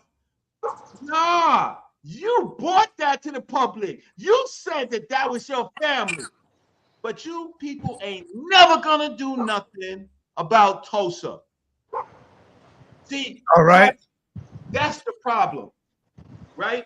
All right. Let's get back to the information. That Reggie is 100% correct. And I want to say to the people real quick, if you want to be caught up on the debates, this is where we do our debates at. We got the debate Coliseum going. We just started it, and it's starting to pump. It's starting to move. You know, it's starting to move. And let me put the link up in there in case y'all don't know nothing about it. I'm dropping the link to the debate Coliseum. Make sure y'all hit that link. Go subscribe. Let me make sure that's the link. Yes, that is the link. Hit that link, hit the notification bell so that you will be tuned into all the up and coming debates. I'm going to bring the best debates over there, not just Israel, not just Hebrew. Y'all seen last week, we had Domo and Lord Abba going up against the presidents. What president you think will be better for the people, Biden or Trump? All right. And so we got other stuff coming up. I would like to have an evolution debate versus God of the Bible. Let's get it in. Versus Abrahamic, I know, versus the Abrahamic faith. Let's get it in. Where y'all at? You know? Great debate topic will be one, after me and Reggie do this review on the movie, the Catilda Returns Home, and this will challenge the whole Dane Calloway theory. That's the debate. What does Dane Calloway do with something like this? Right? We don't even mention him. We don't even mention him. And the people over here is talking about stop dividing. Nickers with a K, you the one who divided us, Nickers. Now we telling the truth. Right? So Dr. Issa is right. This is Dr. Jahi Issa, PhD from Howard University. You ain't got no PhDs on your channel, you abos. Ain't no PhDs are coming and saying that you right. What PhD ever said that the slave trade didn't happen? You some lying ass. Oh, let's go, Reggie. Hey, but Reggie, you know what's crazy is that, you know, Dane claims to get the majority of his information from the National Archives. But Dr. Jahi, where did you work? I worked at the National Archives. I assessed most of the Black Power movement records for the federal government, and we put out a book on it, how to find those records. So I you know, when I listen to this cat, you know, I just laugh and I say, wow, he's a serious propagandist. You know, that's all it is. It's just a serious fake information. This is what Trump calls it. It's fake information. It's all fake. It's fake. It's fake. It's so fake it becomes real. But we're living in this world now. I'm just saying, I'm holding Tulsa over their heads. That happened in what they call Indian territory. Their land, your land, right, Nick? Right? Nickers with a K? Your land, niggas, right? You ain't do nothing, right? You're some weak ass, homogenized, bastardized, mayonnaise, disguised characters. All right, calm down. Family, once again, make sure y'all subscribe to the Debate Coliseum channel. That's the title, that's the name of it. Come on over there. If y'all want y'all word out, y'all want y'all information out, you want your name out, you want your name to ring bells, remember, understand what Sarnetta do. Sarnetta brings your name out to the public. He blow you up. And what you do after that, you run and leave Sarnetta and talk about him. That's crazy. Huh? You run and talk about him. But hey, I'm good. I'm built for this, man. This is what I do. Come on out there. Hit that link. Make sure you subscribe. Hit the notification bell. We got Judah Naz. We got a powerful team over there. Judah Naz, Nepal Shaddai. We got Elder Yara. And we just putting debates together. Like, it's not all about religious debates. Like I said, we come up with a good topic to see what is a good debate, and we get it in and bring that information out to the people. So you got an abo that's trying to get in. Oh, where he at? He's called Shadow Band? Yeah, he's the one with the crying Indian. Hey, Shadow Band, can you turn on your camera? Let me see who you are.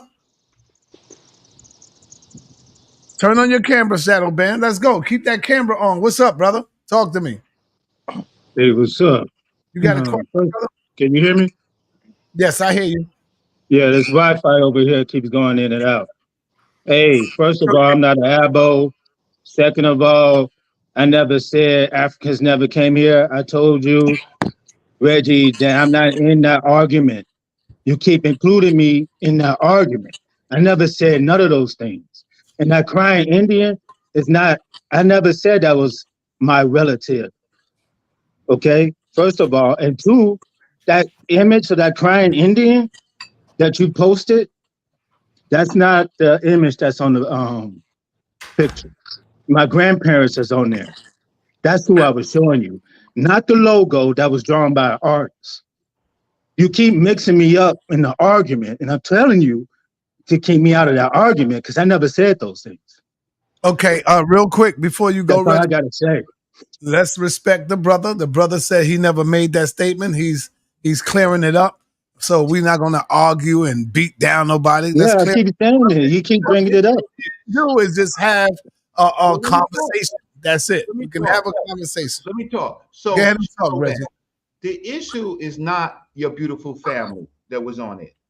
The issue was that your beautiful family was on a flyer dealing with Native American rights, right? Yeah. It was just your family. The problem is that when you put that there, right, people see the logo because that's the biggest thing on the problem. And that's part of the misinformation. That may not have been intentional. No, hold on. Listen to what he's saying because Reggie is right, brother. That may not have been intentional, but right. if and it wasn't just Reggie that did it, right? One of our top scholars, I'm not going to mention his name, but he's in the chat. He was the one who messaged Sarnetta about it and myself. And he said that image belongs to this Italian crying Indian. So the problem was it may not have been your attention, Shadow Band, to for us to focus on that and not focus on your family. But it would have been better if it was just a family reunion and data. Like, you know, our brother Turtle, what's his name? Turtle Gang? Turtle Gang. All he do is show his family and the history of his family. He don't show nothing else but the history of his family. And it's when his family is connected to white people and black people, he says it directly. So we don't have to guess. The problem is when we have to guess, and then we got other people, not necessarily you, Shadow Band, but we got a whole movement of teepee wearers, right? I mean, feather wearers, right? Who is spinning this thing that there was no slave trade. So unfortunately, my brother, for that, you got caught up into it, but you was participating on a show with the Native Americans or the Abos against, and many of those people are the people who say that the slave trade did not exist. So I'll stop. I'll listen to what you got to say. All right, for one, the image on the logo is not the damn crying Indian. It's the initials of the artist who drew the picture is right next to the picture.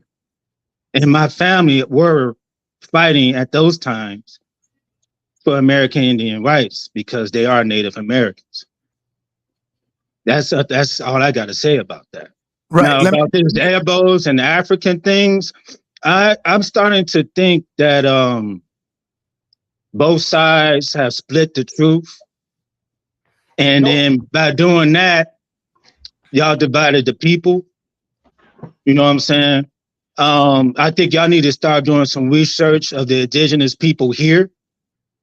It don't take nothing but a quick search, man. A good Google search and start looking up to how the Native Americans or American Indians look like over here.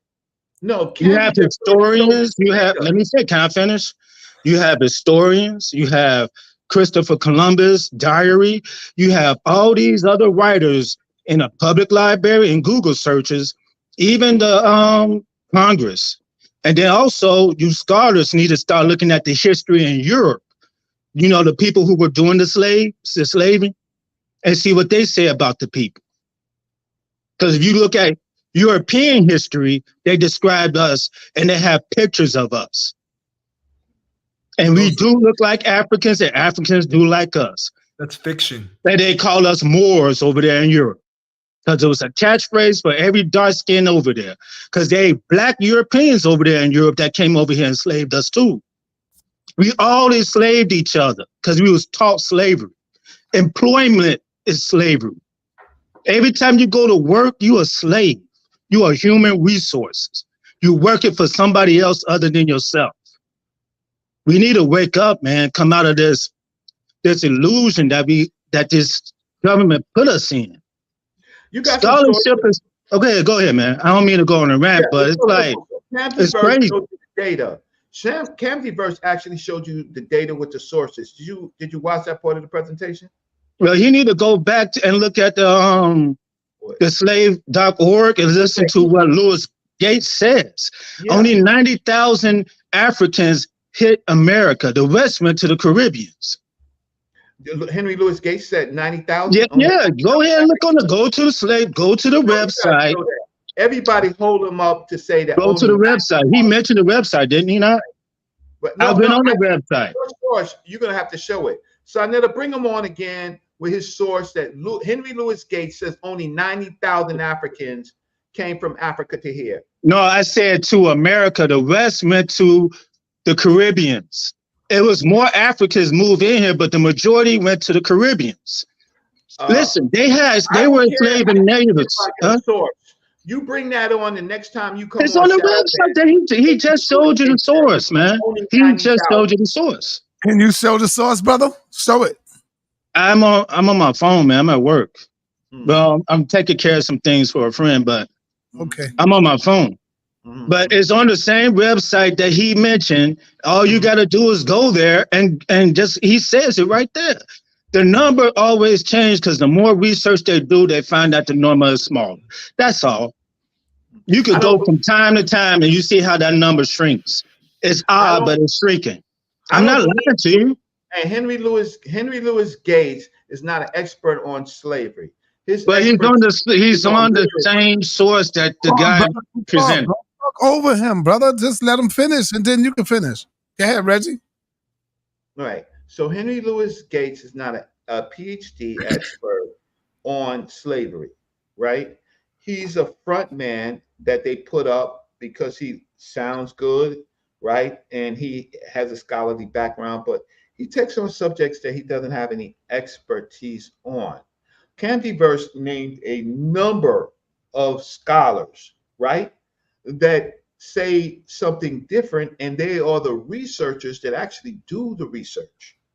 So to say Camdyverse needs to look somewhere else, we're waiting for your sources. Don't tell us to look for sources when you don't bring any.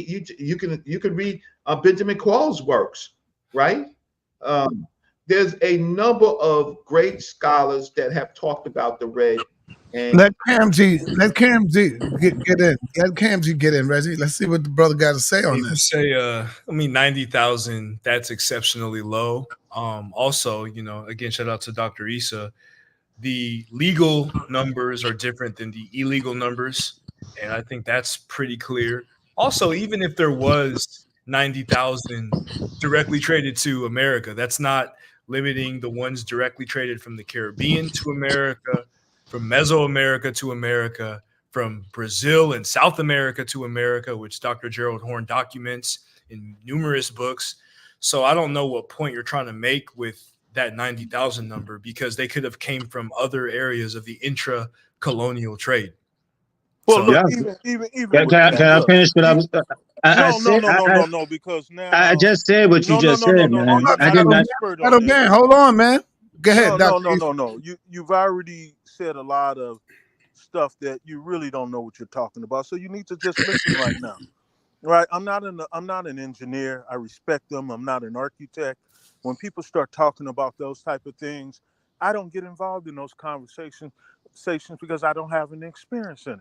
But when you start talking about our history and misrepresenting our history and disrespecting our long struggle to recover our history, I have a serious problem with that, because I follow in the tradition of Dr. Clark, Dr. Ben, David Walker. That's the tradition I come out of, right? And I'm an expert in this. I went through a lot to become an expert in this. So you need to listen. Dr. Gates did not say that.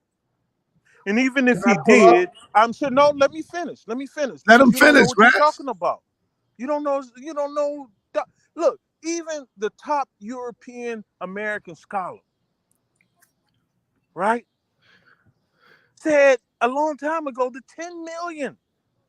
And then there was an African scholar who taught at the University of Rochester named Joseph Vinacori.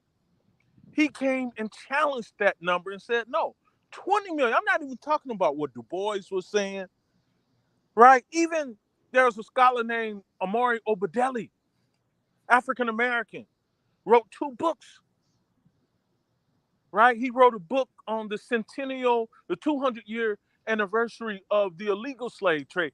And he said just for a certain period, 1 million on the illegal after 1808. So you don't know what you're talking about. Look, leave this up to people who put in the time, who put in the research, and respect that. Respect that. So I'm not even going to stay on this channel and listen to that type of foolishness, because nobody is going to look. You cannot come out and demonize European culture. You can't come out and demonize the Church of the Mormons, and people put up. You're not going to demonize Jewish culture, right? And people put up with it. No, and I'm not going to let you demonize, misrepresent, marginalize African culture in America. I'm not going to allow that. I don't care who you are. No, I don't have anything to say to you, Who are because you talking to? I'm talking to the young man who said something about 90,000 Africans. Dr. Issa, this is Brother Reggie. Can I please I did not demonize none of that stuff, man. I think y'all got selective hearing. No, I just said a moment ago that the numbers always changing. It's not selective hearing, I heard Yeah, I just exactly tell what he you said. that the numbers always keep changing. You just mentioned how the numbers were changing. I'm going by the source that he presented in the slavevoyage.org. And I'm describing what it was No, said you're not. You by the going off you. some Dane Calloway stuff. I'm off. I'm not talking. Man, I Now, think you got me messed up with somebody else, player.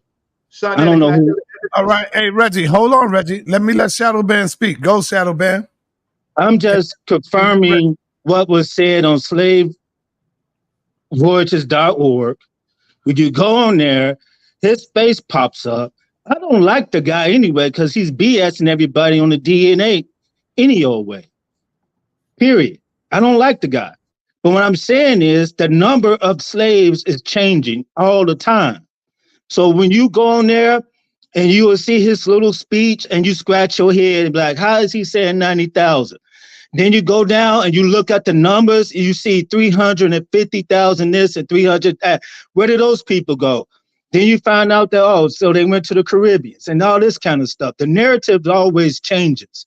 And when you do the history, you have to look from the perspective of the masters who are slaving the people. We look in the wrong direction. The truth is with the Europeans. The truth is with the church. What we are doing over here, we backpedal. Period. All Now, right. I don't know what's going on with this black this and black that. Native Americans were black, Africans were black. Period. And if y'all don't want to believe that, that's on y'all, but y'all can look at a skin map and look at the regions and see the color of the people on the skin map. You want to go scientifically. There's a thing called a crater. Usually people close to the crater is dark. Yeah. Right? Can I tell the Look at evidence? the natives in the Caribbeans. Google them. Y'all think there's just only light-skinned? Huh? Is only light-skinned Puerto Ricans? There's no black Puerto Ricans? Come on now. We all mixed with something any old way. I don't think any of us ever said that, brother. I don't I'm know what just saying, I'm speaking in general right now because Lou was like, brother. y'all all over the place with the knowledge. Hold on. Nobody's all over the place. The only one all over the place is the abos, is the dum-dums, the dumb abos. Those are the ones that's all over the place. The ones that say they ain't got no damn African in them. Those are the ones I'm talking about. Those are the dum-dums to me. Now, okay, I'm going to ask you one question, somebody. Let me finish, brother. Now, all right. I agree that yes, some of our people are aboriginals. I never said we wasn't. You know, but the problem is that we try to make all of us that. Like the Hebrews, they make everybody a Hebrew. Like Islam, they make everybody Muslim. You see, that's the problem we have. So I know we mixed up, and yes, we. This is just me speaking. This is not nobody else. All right, we do have some aboriginals in our family. Right? I know that. We mix. Shout out the Turtle Game, Midwest in the building. Right? So, to me, they are closer to the truth than any abos that's out here. Is the Turtle Gang, my man right over here in New York, in Brooklyn. Check. So come on, man. I saw the interview. Me and him, we got a similar background, even the nickname. But what I'm trying to say is this: why everybody got to be African? Okay. No, we never said that, brother. I never said everybody's African. Okay, so what you're saying is that everybody has to be mixed, or what's the case? We are mixed, brother. We are mixed. I don't think that any of us over here, African Americans, are full-blooded African blood. I don't believe none of that. I'm not buying any of that. Okay, so if you look at the numbers and you deal with time, and let's do this mathematically. You got, say, for instance, whatever number that comes into a continent, those people are usually absorbed by the indigenous people within that continent. So let me ask you, brother. Let me finish. Are you saying that they are pure African Americans with African blood, brother? What? That's what you're saying? No, what I'm trying to say is this.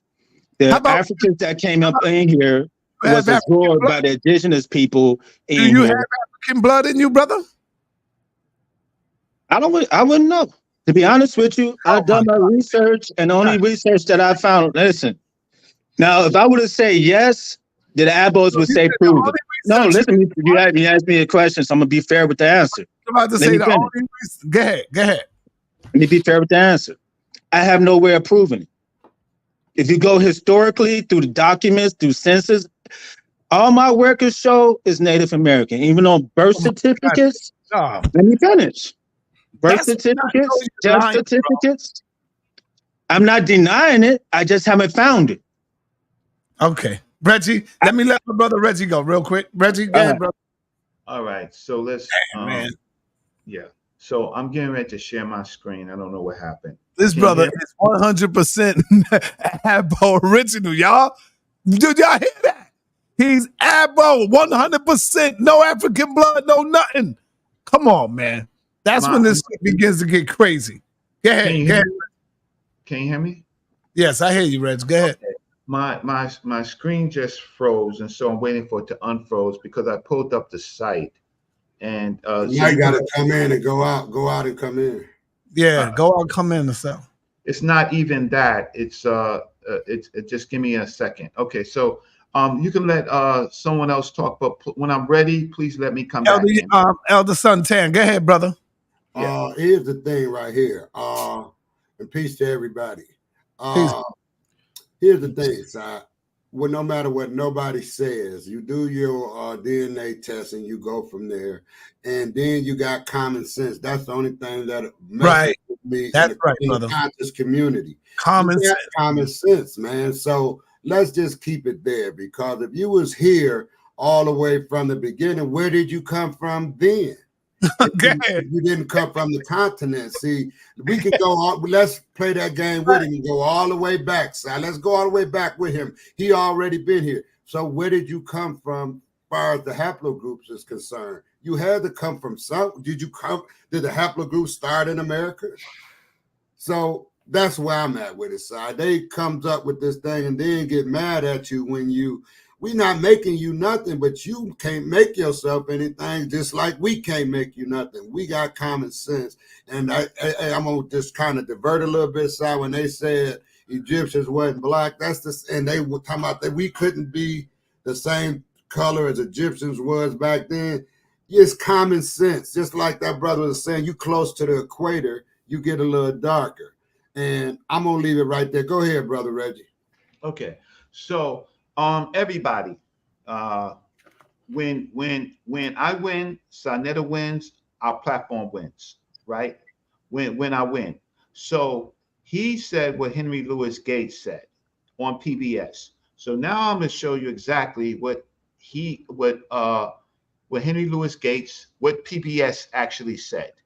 So let's just bring this up, present, right? And Sonetta, that man was a liar. He was babbling, right? But he was giving misinformation, and now he goes into clown mode because of the fact that he lied to the people. So the African Americans, many rivers to cross with Henry Louis Gates. You see the website up here, PBS, African Americans, many rivers to cross. This was the advertisement. He says the most comprehensive analysis of shipping records over the course of the slave trade is the Transatlantic Slave Trade Database, edited by Professors David Eltis and David Richardson. While the editors of Capital say that all of the figures are estimates, I believe that there are the best estimates, that we have the proverbial gold standard in the field of the study of the slave trade. He says between 1525 and 1886, in the entire history of the slave trade to the New World, according to Transatlantic Slave Trade Database, 12.5 million Africans were shipped to the New World. 10.7 million survived the dreaded Middle Passage, disembarking in North America, the Caribbean, and South America. How many of these 10.7 million Africans were shipped directly to North America? Only, he says, only about 388,000. That's right, a tiny percentage. So he doesn't say 90,000.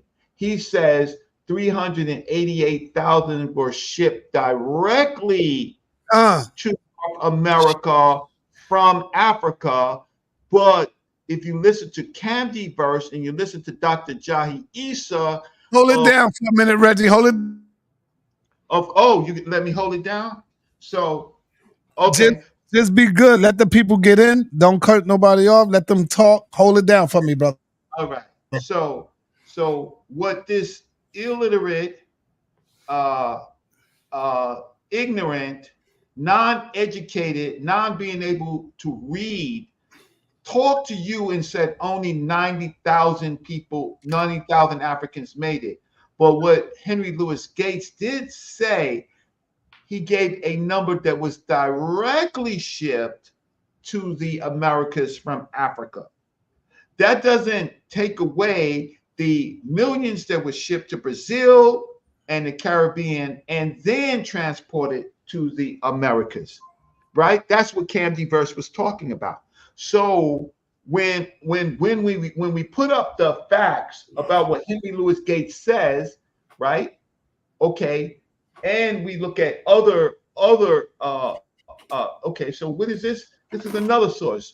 Henry Louis Gates Jr. is the root. Perhaps you, like me, raised essentially to think that slave experience primarily in terms of our black ancestors were here in the United States. In other words, slavery was primarily about us, right? From Christmas. Okay.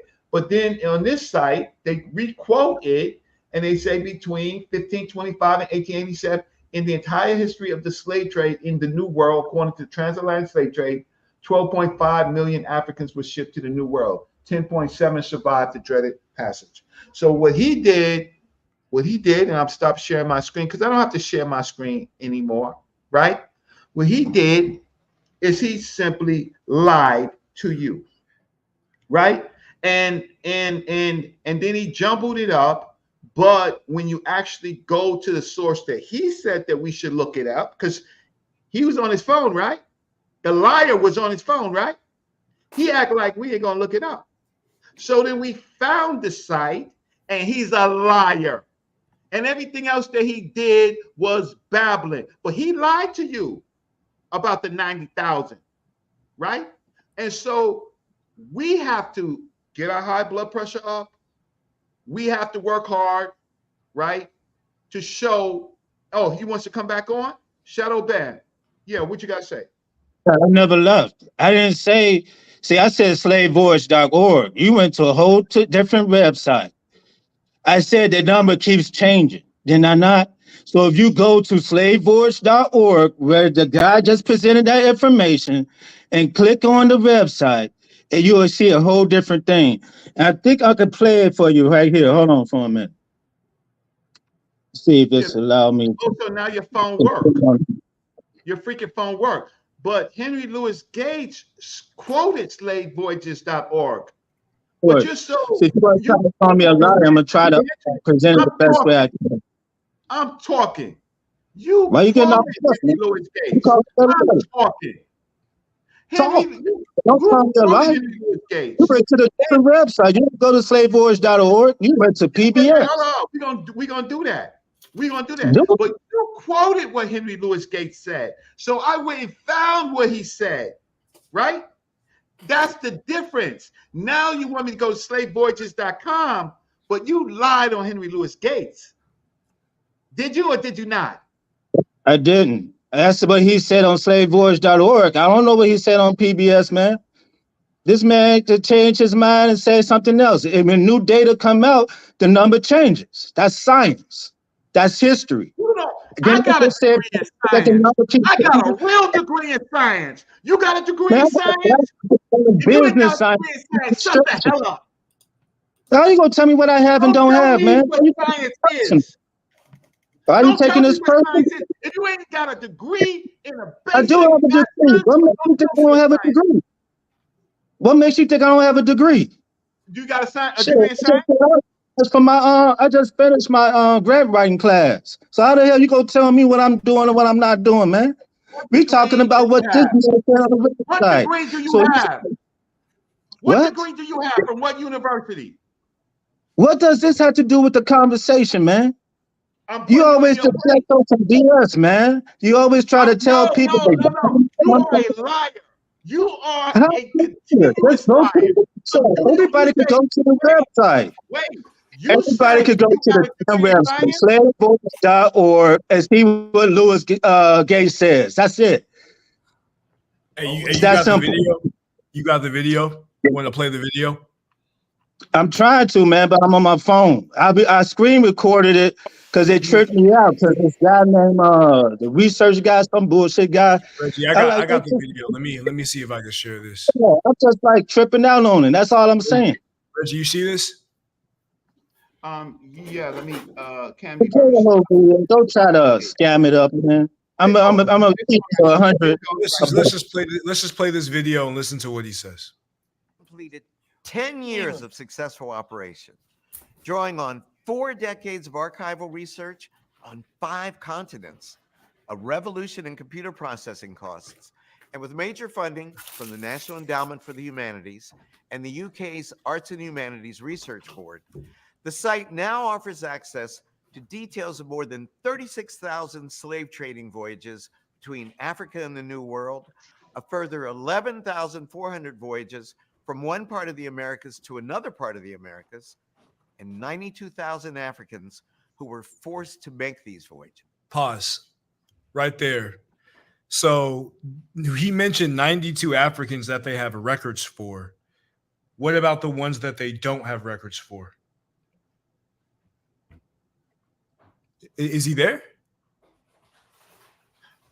He's here. Where you at? Yeah. I didn't go nowhere. Didn't I Okay, just say that the number keeps changing?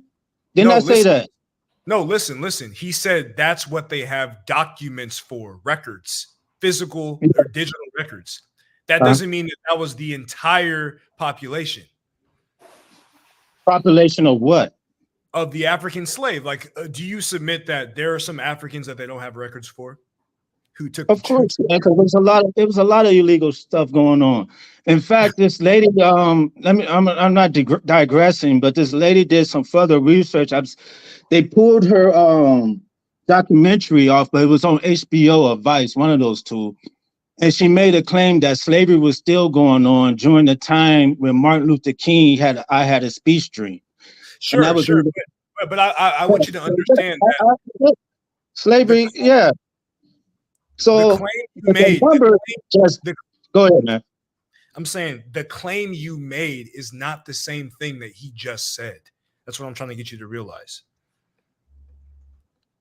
Okay, so what did I say? You're saying only 90,000 Africans. That Henry Louis Gates said that only 90,000 Africans were shipped directly to the Americas. That's not what he said. He said that the database has digital records of 92,000 Africans shipped to the Americas. That doesn't mean that was the only amount of people who were shipped. That's just the people that they have records for specifically on that database. Yo, who's playing that clip? I don't want that clip played. That's what I'm going by. 90,000. That's what I'm going by. I don't want that clip being played though. That's not even my channel, bro. It's fair use. But yeah. It's from his. So what I'm saying is this: give or take, there is going to be some discrepancy within the number. But by just no data. See, the problem is you just keep talking without any sources. You gave us Henry Louis Gates. We went to PBS. My man, you keep talking over him when he talk. Just wait till he finishes, and then you can go right behind him. That's how we do it over here.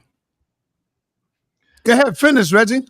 All we want to show is the truth based on the facts that we can show. We don't like when people mistake the truth, right? And then can't back it up further. So now we know what Henry Louis Gates actually said, right? Then we know on PBS that's talking about generally all the things that he said in the related database. Shadow Ben, my brother, you have fed the community wrong information. All we want is right information. I advise you to come on the show with a computer so that we don't have this problem with you can't show while you get a chance to waste our time with talk. I'll stop. Go ahead, Shadow Man. Now you can speak, brother. Go ahead. Yeah, I think it's just something that y'all just want me to be a liar. That's all that is. But if you want me to come on the show and present some information, I present some information. In fact, I could cover DNA. I can cover some things about my family and all that kind of stuff. But to be honest with you, man, it's just gonna keep going on and on. This argument is not gonna stop. It's like y'all got too much energy in it, negative energy in it, on both sides. We want to present the facts and present the truth. The truth is that the majority of us are mixed. But we don't know, and I just told you, I can't find anything that says African, period. That's it. All right, real quick, man. Brother, if all we want is for you to lie, why do you think Reggie keeps saying show sources, brother? I don't know where you be teaching that. I didn't say that. Bro, I'm talking.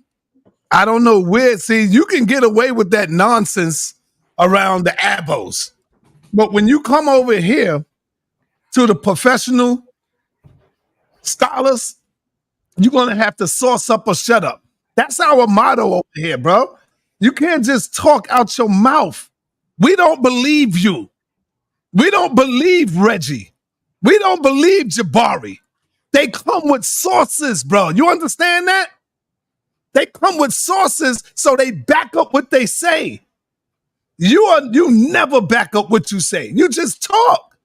And that's all Reggie is trying to tell you, bro. Show your sources, man. Then we can say, damn, you know what? This brother, Shadow Band, got it. He's right. Just like you just seen the presentation of Cam. Everything Cam said, he sourced it and showed it. Everything. That's all we telling you to do, brother. Source it up. Go ahead. You can speak, Shadow Band. When I did source up and show you my family and try to get into that, y'all turn it into a joke. Then brother, you just keep calling me a liar. I'm finished. You said you can let me talk, right? Brother. Yeah, go ahead. You said I could talk, right? I went on. You never showed the source. The picture of your family is not a source, bro. I was giving you my lineage. Everybody got their own history. Y'all want to generalize history based on the books and not on the family genealogy. That's the error. But everybody is not the same blood, don't have the same bloodline.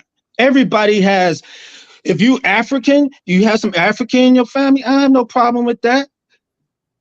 You have some white people in your family, I don't have no problem with that. I come from a mixed heritage. I have Mexicans in my family, Puerto Ricans in my family, Native Americans. If my wife is Native American, how come my mom can't be Native American? You know what I'm saying? I have people in my family who are indigenous. I have people in my family. Like I said, be mixed.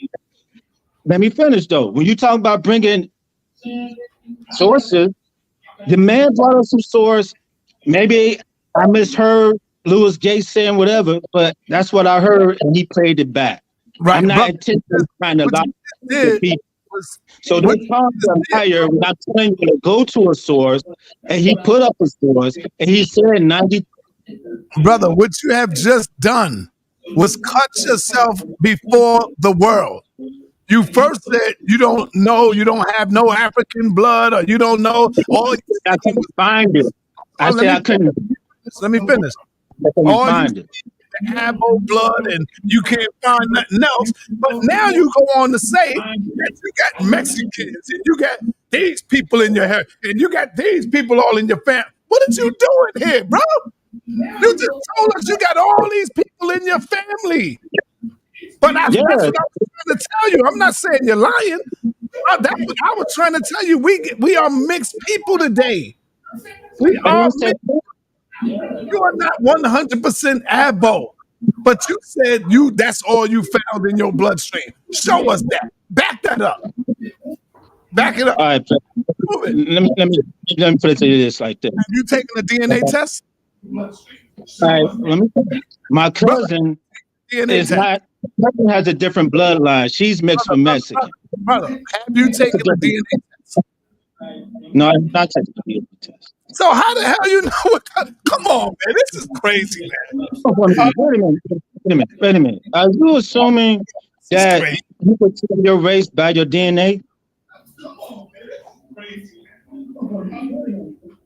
Y'all actually know that you cannot tell race by DNA? That's a scientific fact. Anybody who went to college knows that, Reggie. Okay, you cannot tell race by DNA, period.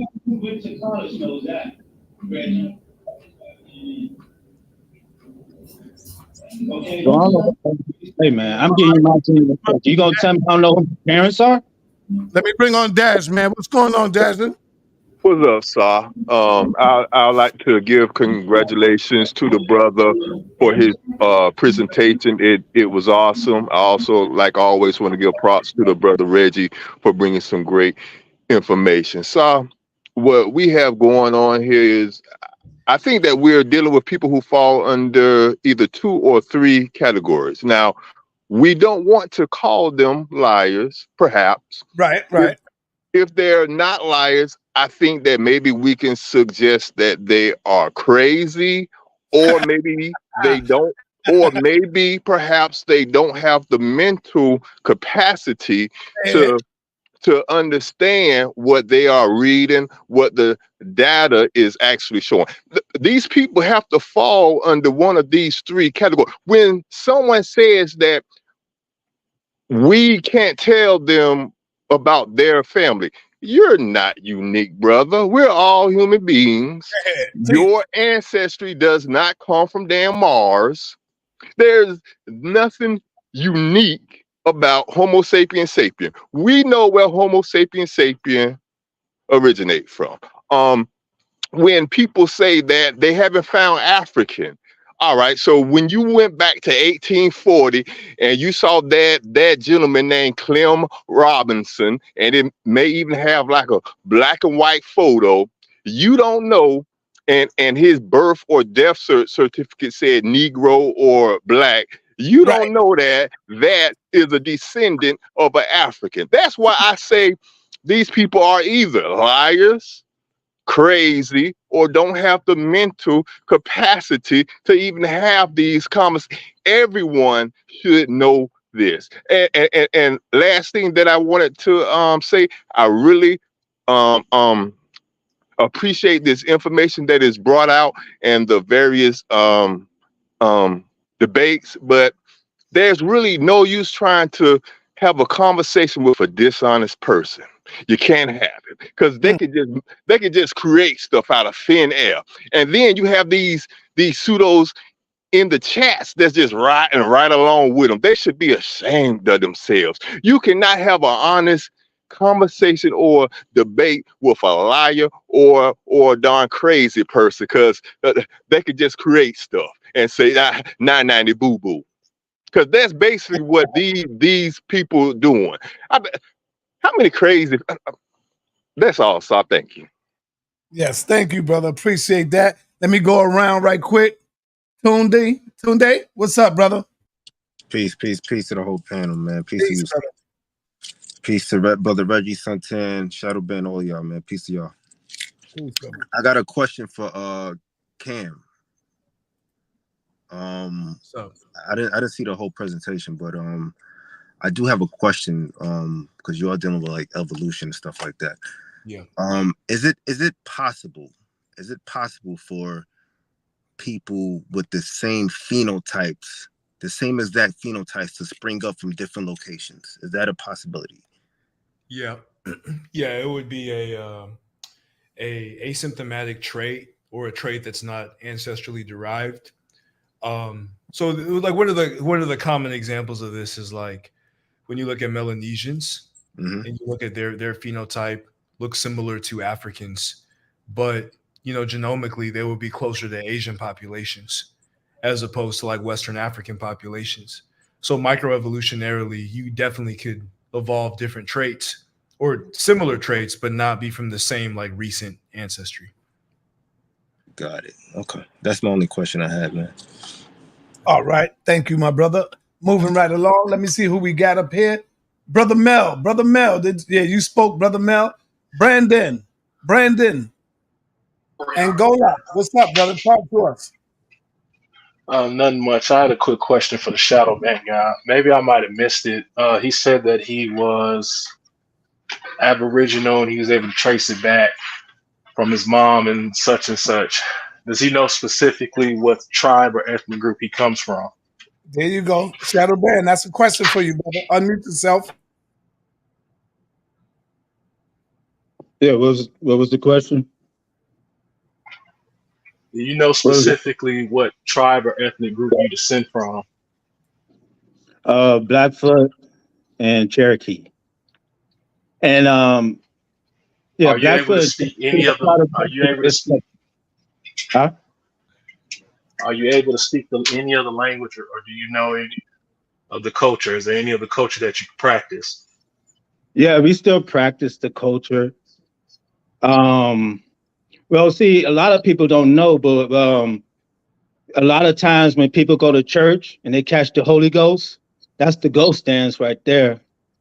But on the other topic of culture, we do a lot of men's circles. Well, we don't do that anymore, but the men's circles, a lot of other stuff is like rituals and stuff like that, though. But I'll probably call I'm that. sorry, but what you're describing is actually African culture. No, You let me mentioned the finish. prayer. Let me finish. We have dreamers in our family. We have what do you call that? I'm trying to find the right words so y'all can understand. It's this term that we use called the blood. You have to be of the blood. And when you have like well,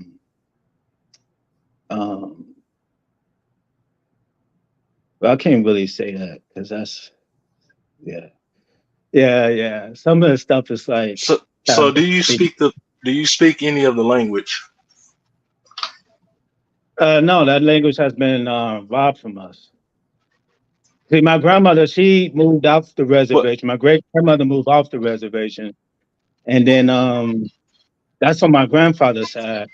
And then the relatives. You go tell me. Well, go ahead, man. You got some questions? I'm trying to tell you the culture. Yeah, I'm asking you now, how was the language robbed from you if you were able to trace your lineage specifically from person to person to person? That's through genealogy records and the oral tradition.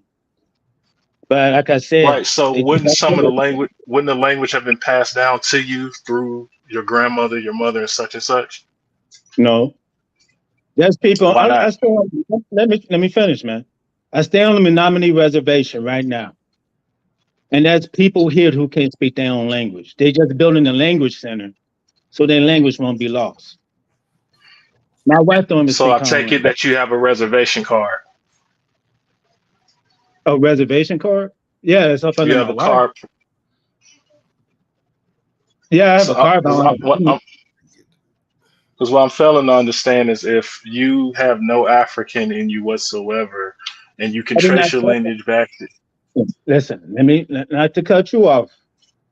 I never said I didn't have no African in me. What you said was that you couldn't find it. Documentation saying that I have African in me. That's all I said. I'm failing to understand how what you said is different from what I just said. What you just described, the prayer circle. That comes from Central African spirituality. A lot of people that's have not Native American. Everybody comes and have a prayer circle. White people have prayer circles. What the hell, man? But there's a difference to it. A lot of what you see in the Southern Baptist Church, specifically AME, comes specifically from African culture. A lot of it coming from Central African culture specifically, where you see the water submersion baptism. Where you see prayers. Yeah, where you have the pastor that will submerge you in the water when he baptizes you and bring you back up. That's Central African culture. When you see someone that pour libations out to their dead homies, that's at West African culture as well. So Okay, so what I'm failing to understand is if you, again, if you're able to trace your lineage. I'm sorry, what? I mentioned the ghost dance. The ghost dance. When people are in church and they catch that Holy Ghost, that's the ghost dance. That's something that we've been practicing for a long length of time. Now, maybe the Africans that came here picked it up, or wherever the case may be, because I said we all mix, and culture mix, food mix, all that type of stuff mixed. That's why you Christians, Black Christians are calling themselves Hebrew Israelites to this day. They got so caught up in that Bible, they become the very people of the Bible. It's with everything. We all mix. We all share culture. But we can tell what cultures help to develop the new cultures that we practice in America and where they came from. We know specifically what comes from Native Americans and what comes from Africans. For instance, smudging. Yes, we do. Smudging with sage comes from Native. Yes, we do. We know. They don't share all their secrets, brother. No culture fully shares its secrets. But when you have syncretism, the things that are shared, we know where they come from. For instance, you see a lot of Black people nowadays smudging with sage. We know that comes from Native Americans. That's not African. That's a Native American practice, specifically. We know a lot of the. Go ahead. How many Black people can speak African languages? Well, most African Americans speak something called African American Vernacular English, which is littered with. Brother, let me answer your question. Let me answer your question. Native. I didn't finish answering the. Most African Americans speak African American Vernacular English. Our language syntax is very similar to West and Central Africans in the way that they speak. An example is that we use something called an infinite tense when we speak. A further example would be if I was to say, yo, she tripping. She tripping, meaning she is tripping, she was tripping, and she's always tripping. That is something that Africans do, that we do in America as well, because we speak English as if we're still speaking West and Central African languages. And then you have a bunch of loan words that we have in the American language, like Camden Verse said. I think one of the ones he left out maybe was okra. Yeah, everybody okra. In the South eats okra. Okra is a West African word. He mentioned the word goober. You call somebody a goober in certain parts of the South would be calling someone a nut or calling someone silly. A goober, there's a famous brand of peanut butter called goober, peanut butter, because that's a West African word for a Central African word, specifically Congo, Angola region for peanut, the groundnut. As Camden Verse also said, when we were brought over here for the specific knowledge that we had in yielding some of these crops. If you look at the rice dishes that we cook across South, the U.S. South, in the Carolinas, you got something called, they might call it chicken pot. I live in Georgia, we call it red rice. If you go to Louisiana, it's jambalaya. If you go to Liberia, which is on the west coast of Africa, they have a different word for it, jollof. In Nigeria, but it's the same dish. It's cooked the same exact way. So you can see the cultural continuity, not only from our spirituality, but how we prepare our food in the way that we cook and the type of food that we eat, and as well as our language. You can see the connection still. It isn't gone.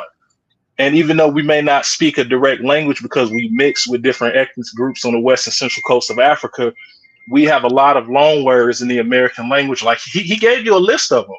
The word jumbo is a West African word. Country music was started with the banjo. The banjo is a West African instrument. Where is the Native American or the Abo culture that we would be practicing? Give me examples of the vestiges outside of the one that I just gave you of the sage and the smudging. First of all, man, you should be a politician, man. You should be a politician. I said language, census and all that kind of stuff, man. You good. Y'all all miss y'all calling, man. Y'all should be politicians. I like how you twisted it around. You went all the way this and that. Language, But I brother. gave you African American. But I answered that. I gave you African American vernacular English. I gave you No. an example of how our language, All right, even though we're speaking English. 1 minute, y'all. 1 minute. It's quite obvious that the brother don't want to learn nothing. He's already too old to learn something. He's stuck in his ways. Everything he coming, everything with, everything he's coming with today is make believe. Is he don't know? He's not sourcing nothing up. Come on, man. The brother don't want to learn nothing, man. He's stuck in that nonsense, man. I asked him about language. He said, "Yeah, you know, my got some family who is native, who is abos. I could rock with you on that." Start the nonsense about no, I don't have none of that in my family. That's crazy to me, man. Let me move on over to Brother La, brother, because you ain't teaching right now, brother. You playing games. Brother La, man, what's up? Brother La is in the building. Salam alaikum, Brother La. Wa alaikum salam rahmatullahi wa barakatuh. I'm gonna be in Brooklyn tomorrow, brother. I'm gonna be in Brooklyn. I'm actually I'm out in Jersey for the weekend. Oh man, see that? You keep running from me. Every time I come close, I'm not running. I'm gonna be in Best-Eye. I think I'm gonna be closer where Jay-Z was at, the projects over there. Bossy. You know? Yeah, I'm gonna be over there. Yeah. The premise or reasoning why I jumped on, peace and blessings to all y'all brothers on the panel as well as y'all families. The premise or reasoning why I jumped on is because I heard this brother speaking in regards to him being on a reservation and no one asked him if he has a reservations card, a language. And it seems like it's prolonged to just get to the narrative. If you're on a reservation, you had to interact with people maybe for 4 minutes, 5 minutes, something. You can't speak any word from your dialect, from your language at all, brother? What tribe do you I asked him that already. He said no, he couldn't speak the language. And he never really explained how he lost the language. Yeah, I also heard him say something. Go ahead, brother. I'm sorry for bringing a train of thought. I apologize. Go ahead, sir. Like I said, a lot of Native Americans have lost their language. A lot of Africans have lost their language. How many Black people could speak pure any language from Africa? And you go try to put me in that box and try to judge me when none of us can even speak any African. We have to go to school to learn. Hold on now. But brother, what you're saying now is, hold on, brother. I was just hold on for a minute, right? What I just said to you on Wolof is, what you sounding like right now was crazy. I'm African. I put the camera on. I'm African American, brother. Yes. And I speak Wolof. That's you. Where you learn Wolof from? Your family? They kept that word? Where did you learn it from? I just explained it to you. My mother is from the South. My father is from the South. I'm African American. Both of my parents are from the dirty, dirty South. It's about you wanting to take the initiative to want to learn another language. That's all it is, brother. Yeah, I know that. What you're saying right now is coming across as fugazi. What? What you're coming across, spewing out right now, is coming across as being fugazi, brother. For real? Tell that to the Native Americans on the reservation who's trying to capture their language. You live there with them, brother. You live there with them. That's what I'm telling you. There's natives up here who can't speak, not all of them, but some natives up here can't speak their language. Brother, I'm not speaking about them. I'm speaking about you, brother. I already told you. Out to us. We don't believe you. You need more people. I don't need nobody. I stand on my own square, man. I'm telling you, I can't speak my language. So what? I cannot speak my Indian language. Big fucking deal. I will learn it when I have time to study. But the problem is that you're speaking to me right now in AVE. You're speaking to me in African American vernacular English. You're using the same grammar structure as West and Central Africans when you're speaking to me. We all do it as African Americans. Even if we don't directly speak a direct language, we still use the same grammar structure. Didn't I just say we all mixed? Yeah, like I said, y'all have selective hearing, man. I said we share No, food, you we said share you're not a lot of mixed, culture, brother. No, everything. you're They hit not a read mixed. button and press play. I'm not here trying to argue with y'all. We're not arguing with you, brother. I'm not Brother, arguing with you at all, hold brother. on. Now you saying we are mixed, but before you said you are not mixed. You said that. Said that I cannot documentally define that I'm African. There's nothing in my documentation that says I'm African.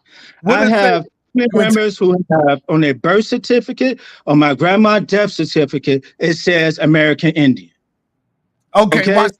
Watch this. So watch this. Hold on. Watch this. What do your grandmother blood type is? What is in her blood type? What is in your great grandfather's blood? You don't know, right? Me O positive. I'm O negative. Right? She's O. No. Do you know what they mix with? Your great grandfather? My great grandfather, they Native American and Welsh. Brother, you don't know what they mix with, man. Stop, man. Tell me, man. I could trace. Jesus Christ. Wait, so you can trace Welsh, which is European, and it's crazy because I swear all y'all do that. All of y'all will jump to Europe if y'all not Aboriginal, but then somehow y'all miss the entire continent, which you most likely have descendancy from. Hey, man, I'm just telling you what my genealogy shows. But So did you believe you're telling me you took a DNA test and you found Welsh? I didn't take no DNA test. I already told you, and I already told the panel. Genealogy. I didn't take no DNA. I went through the family records, birth certificates, death certificates, and it has it on there, written down, plain as day. American Indian, so forth and so on. I could trace my heritage all the way back to the 10th president of the United States. I could trace a lot of historical figures in my family. You too grown to be lying like this, brother. You're too grown to be lying like this. Man, you know what? Y'all ain't gonna believe nobody unless it fits y'all narrative. No, it's not that, brother. Give me a time to present. Yeah, let me give you my hand and screw off. Yeah. Okay, man. Screw off and on, man. Like come on, bro. Who you think you talking to? I'm talking to y'all. I don't have no reason to lie to y'all. Yes, you do. For lying. The reason you lying is that so much. You trying to prove to be something that you're not, brother. Be who you are, brother. I tell you what, what I gotta do? Just take my whole family and put it in front of y'all face and say, "See." Look, here we go. This is how you do it. Get your record right now. Get your great grandfather record and show us what you see. Yeah.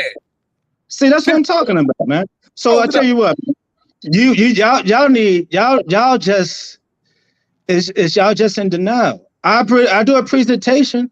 See him. Listen to him. Listen to him. The same thing. Presentation. Just tell me when. What you seen on your great grandfather's death certificate? Show us. Cause you lying, bro. My great grandfather death certificate. Went to us. Yeah, you just said you went to all their death certificates and all you saw was this and that right there. Show us what you seen. Go ahead, go get it. You in the house. My phone, man. Didn't I just tell y'all? That's what I'm saying. Y'all have to be preparing. I said I'm at work and I'm on my phone. So listen, you on your phone. Go and get the paperwork and just show it. Hold it up to the phone and let the phone show us. That's what I'm talking about. Go get it. Then I said, why y'all keep muting me, man? No, go get it. Why y'all muting me? Brother, go get it. We don't want to hear the lies. Go and get it, brother. See, I'm out. But we ain't going for that nonsense, bro. Yeah, all I asked for was a transmission of culture. You don't speak the language. You can't tell me any real culture that sounds significantly not African from what you're describing. Can you name any cuisine or dishes that y'all passed down through your family? Good question. Yeah, we passed down a lot of food down from the family. Like It's what? also What Native American dishes did y'all pass down? butternut squash, goddamn it, wild rice, No, the cornbread. wild rice is West African. That rice is West African, sir. Try again. Try again. Try Now, again. Try again. we Yeah, got you gotta different. try something else. We Wow. got our Rice is West African, sir. Wow. Wow. uh, rice. Wow. Yeah, kids grow rice, but they grow rice there too, player. Rice could be Wow. grown all over Yeah, the but there. place. Whoa. Rice There's could, only there's two main family strains of rice. There's an but Asian they grow. strand there's an Asian strand and an African strand. African The strain. That's strain it. that we grow in America is a West African strand. That's where it came from. It As came long as from you the Yeah, rice explain. coast. yeah, for real. Yeah, I guess I Yes, think they y'all need brought Timney slaves. Timney to, slaves to the Carolinas were the ones that brought the rice. you need to There's study maps more. that you can see.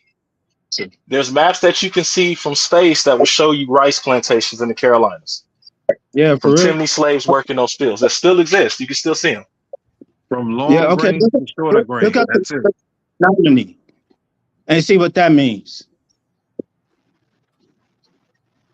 What religion? What was y'all religion over there, Over where? brother? Where you Here. was at? Where you was staying Look. at? Here. Over where? Here, What brother. religion? If I'm you're saying you're from the land, man. What you brother, talking if you're from the land of Americas, which is here, Well, I what don't was your practice. I don't practice that. Some family members have their own religion, man. Some Christians, some Muslims. I practice spirituality. I practice Brother, what? don't you What's have your indigenous? a culture over there, right? If you living on the land, what was your culture? What religion did y'all follow? Come on. Like I said, we have no religion, man. Oh, That's this that dude, Christian stuff that I'm talking about. nah. I'm not No, so telling you. I'm not telling y'all you. try to put Christianity and all that religion What was stuff. your way of life? What was the way of life, brother? What did y'all believe in? Like, as far as the God or something like that, what did y'all believe in? And I'm not saying Christian or none of that. I'm leaving it up to you to tell me. What did y'all follow? What y'all believed in?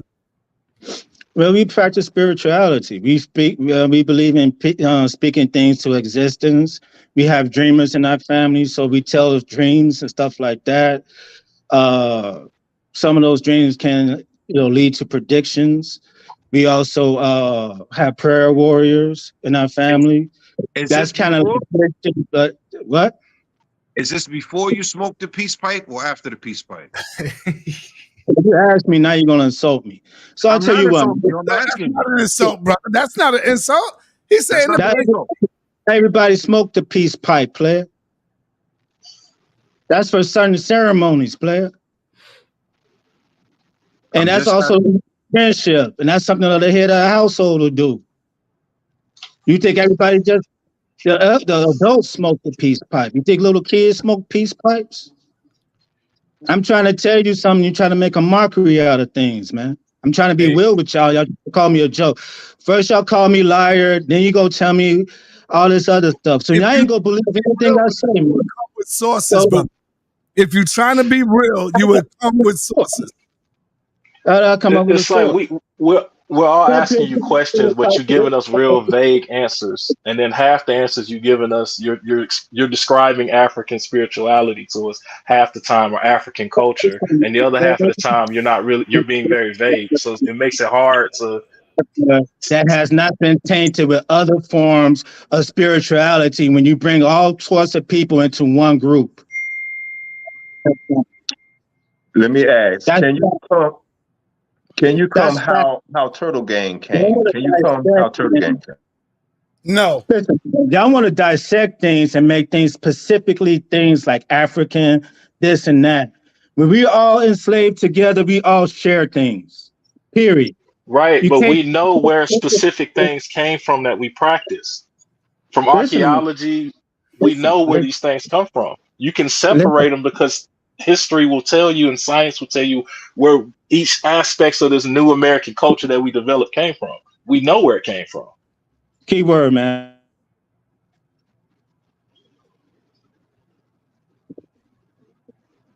Yalla. Y'all come out there. Yalla provide something.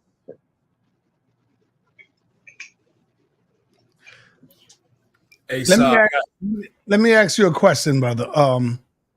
How do Native American how do natives of African American history taught in schools compared to native of Aboriginal American Indians? Shadow Band. Can you repeat that? All right. How do the natives of African American history taught in schools compared to the narratives of Aboriginal Americans, Indians, compared to in the Indians? That's what I'm talking about. Are being taught in school. Compare that. How are they being taught? Compare the two. How can what? First of all, you said African Americans and blacks. Hold on for a minute. No. All right. Sorry, I got distracted.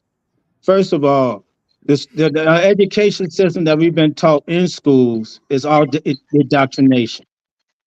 So this is what my family told me. And this is part of our culture growing up. Don't trust the teachers at all. We never trusted anything that they put us in those books. We read the books, we pass the class, but don't believe none of that. Okay. So y'all go to school and y'all come home and call your parents liars. That's what I'm hearing. Yeah, some of them are liars. Yes. If they were wrong, they were wrong. How many of us told? Y'all don't think your parents came from? How many of our grandparents told us that lightning was the devil beating his wife? You know, all type of silly things that our grandparents told us. From you. That's to keep you from being afraid. They told me that's the angels bowling. That's to keep you from being afraid of the lightning. I'm gonna tell you, sir. My grandmother told me the same thing that you saying. She told me that her great grandmother was a full-blooded Cherokee Indian, but for some reason, let's switch this over to the brother that gave the lecture, man. If we want some real, let's switch it over. Because all I was gonna say is when I did my genealogy, I found out my grandmother, she didn't know what she was talking about, unfortunately. And I gotta go. What he said, Ben, did you hear what he just said, Shadow Ben? Hold on. Yeah, I have to go. Say it again, brother. Brandon, say it again. All I know is my grandmother told me the same thing that you said your people told you, that they were Cherokee Indians. When I did my genealogy, I realized she didn't know what she was talking about. I was able to trace my family back, and I found out that my great-great-great-great-grandmother was actually the daughter of her slave master. And what was your slave master? The slave master, he was like either Scottish or Welsh or something like that, which accounted for why she had red hair. She had red hair. She was light-skinned with red hair. That wouldn't have been Native American anyway. I got that Welsh blood in me too. But the difference between your grandmother and my great-grandmother, from which my grandfather came from, it has Native American on her. It has American Indian on her death certificate. That's why I say you do the DNA test. Do a DNA test and see what it say. Hold up. I want everybody to really take a look at this brother. Tell me he's not filled with hate. He said he got the Welsh blood in him, but when I asked him about the African, no, I ain't got no African. I don't know about no African. I ain't see it. But he's willing to tell you that he got the goddamn cracker blood in him in a minute. Sad, man. It's just sad. In a minute. Tell me this ain't no goddamn self-hatred. He's proud that he got the Welsh blood in him. But when I said African, hold up now. Why y'all keep muting the mic, man? Huh? Y'all trying to make them, you know what? Yo, that's bad, brother. Yeah. Well, I'm gonna put it to you like this. How many times did I say I'm gonna ask you a question right here, brother. I'm gonna ask you a deep question right here, Shadow Band.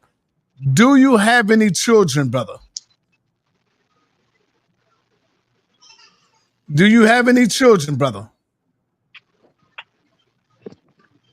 What about children got to do anything with this? I'm just asking you. I'm not going to disrespect your children. I'm just No, saying, be careful because already. I hope you're not teaching them this stuff, brother. You are a father. If you're a father, do you have children, brother? Do you have children? Hey, so now I'm gonna put it to you just listen to me point blank. Have I disrespected you in any type of way?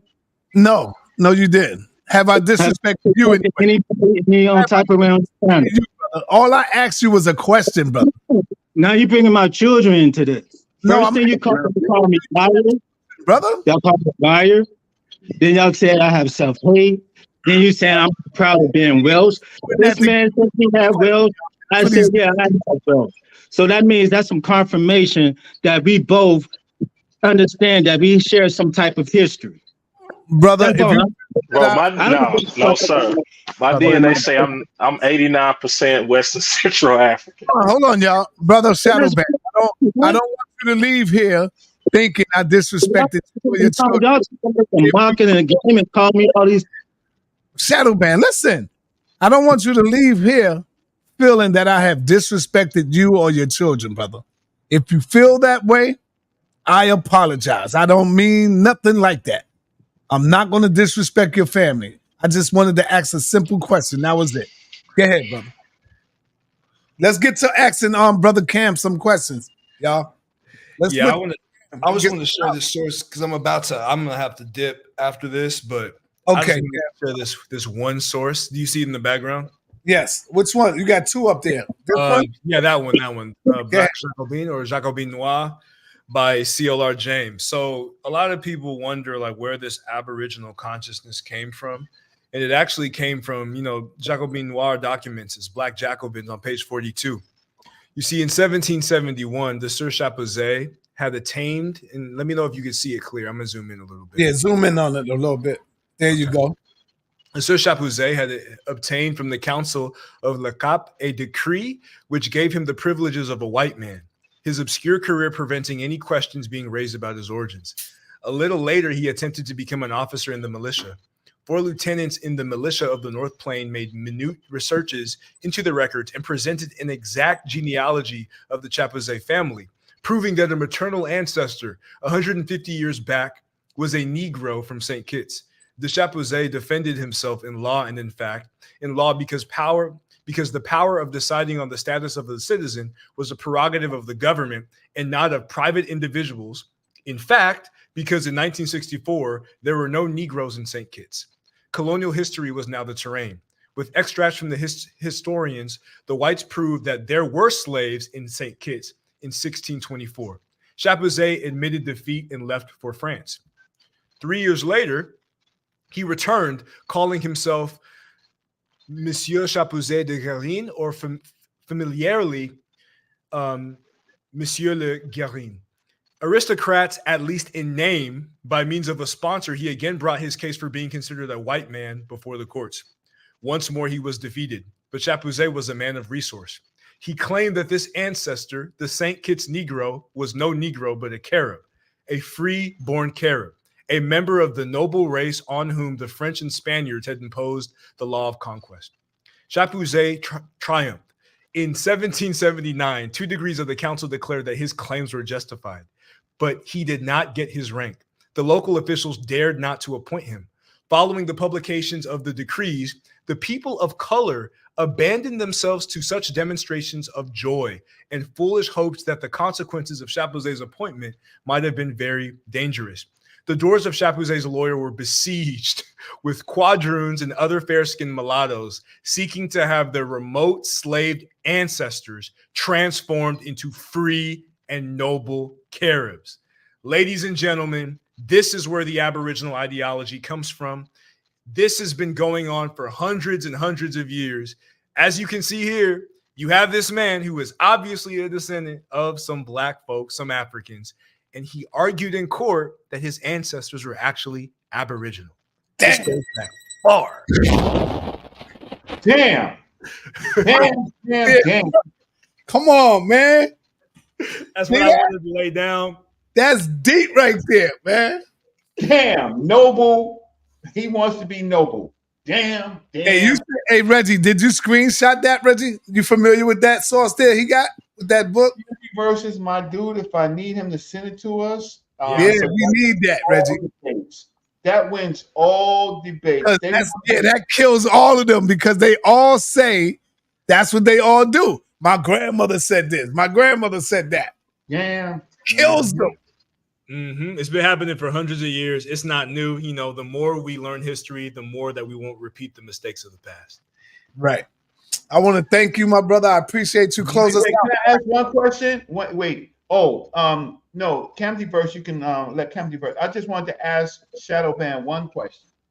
No, I don't even want to bring Shadowban back. Please. Reggie, leave it alone, brother. Please. Yeah, Shadowban lies. He's not giving it up. And he broke out. He ran. Shadowban broke out. I just want to ask the audience then. Brother Reggie, keep your pressure down. Keep your pressure down, brother. Please. What's more important? Science and history versus oral tradition. That is the fight right there. Science and history. I go with the science and history. Because science and history can confirm oral tradition. Yep, that's right. Tradition can confirm science and history. That's what Morpheus wanted me to ask. To the audience, this is what we're dealing with. Science, history, facts with sources versus Big Mama's oral history. And they want to be noble people from the Carib land.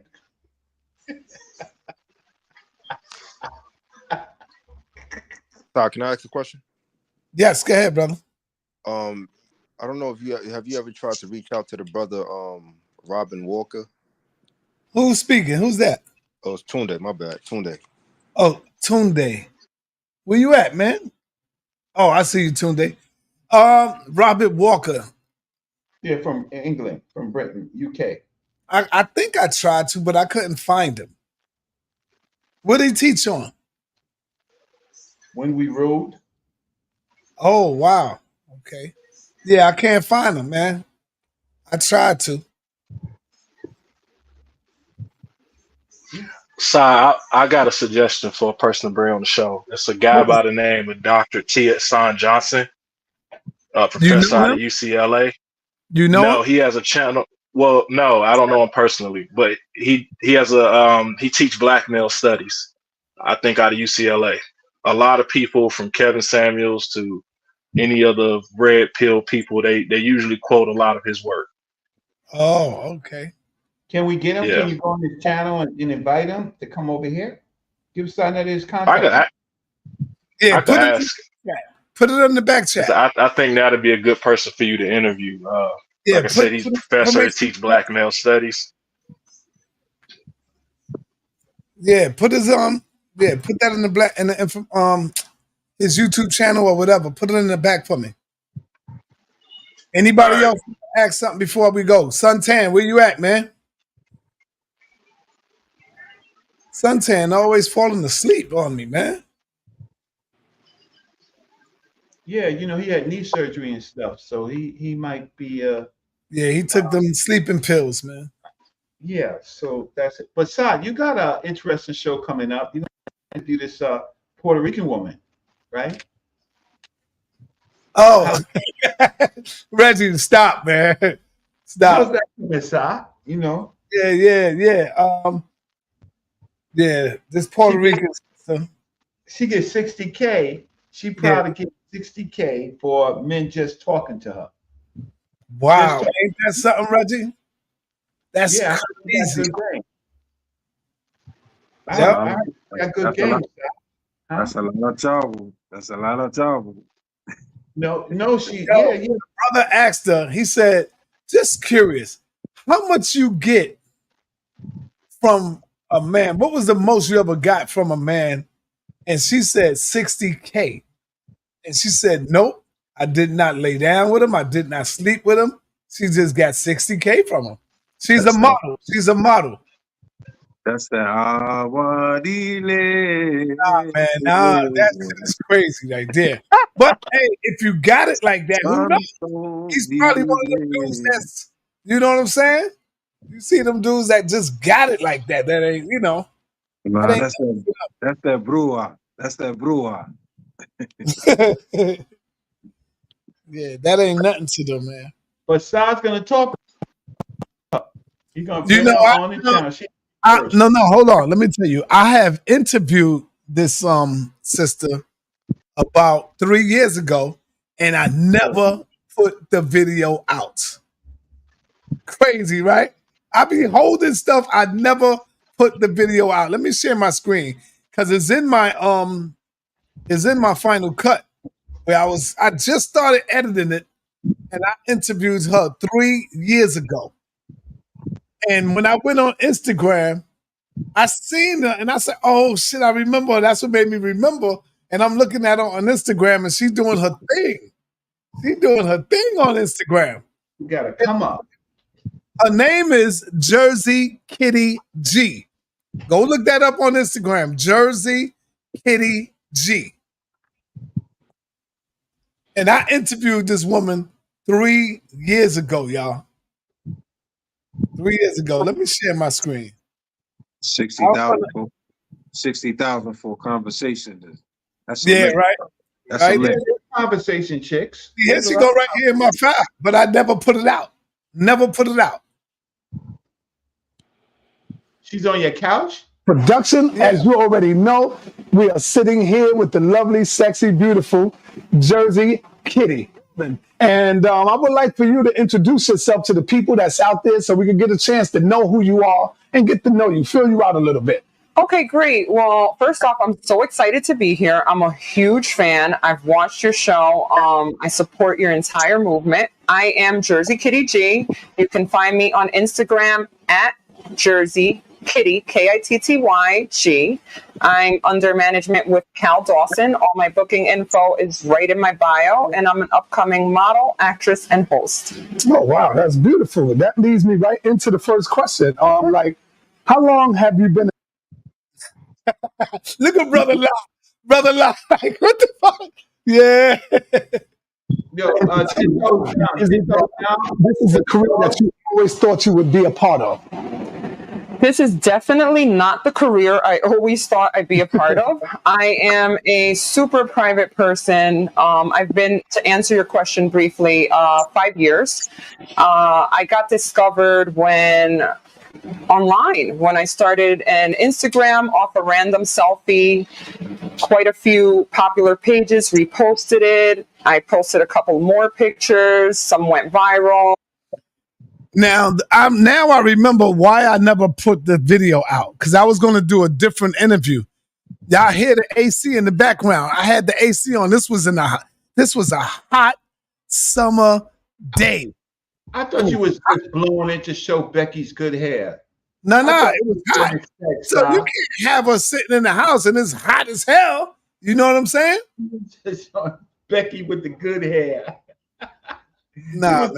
Edited effects, Si. Nah, I really didn't care for it because of the loud noise that was going on. I had the AC on, and that AC was kicking too. It was hot as hell in that house. I'm sure it was. Yeah. Becky with the good hair. Kitty, what, a name like Kitty? So, now, Reggie, why you say good hair? Are you saying the hair opposite is the bad hair, Reggie? No, I'm just saying. See how they catch you sometime? You even get caught up into that sometime, Reggie. No, I'm just saying Beyonce's song Becky with the good hair. So I'm just saying what people know. Sometimes you got to talk to the public. Hey, yo, somebody said 1,000 lashes for Saul. What the what? What the what? What? Hey, Saul, show him your wife. Show him the picture that we took with your wife and kid. Which one? Let's stop. Oh, no, I showed that all the time, man. I was looking, sorry. At first, I thought that was a divine evil. You thought that was a what? I thought that was a divine evil at first. No, she's strictly Puerto Rican. Yeah, and I seen her father and her son. They darker than me. Okay. we're not bashing her. My son, darker than me. It's just we're not bashing her. It's just that the optics is this. How our people fall into a whole bunch of stuff by images. They believe what they want to believe, not what the truth is, right? So, and Sarnetta, he interviews a lot of people, white people, right? Black people, everybody, Puerto Ricans, Dominicans. He interviews everybody. It's just that we just do this for you. And I would like to see what she says, because she says that she can get $60,000 out of a dude for talking to her. Mm-hmm. Yeah. That's the epitome of the game. That's the epitome of the game is supposed to be sold, never told. Yeah, and she's she got good conversation. So that would be more videos I never even brought out, man. I got them. I got to dig in my crate and get them, just like I did that.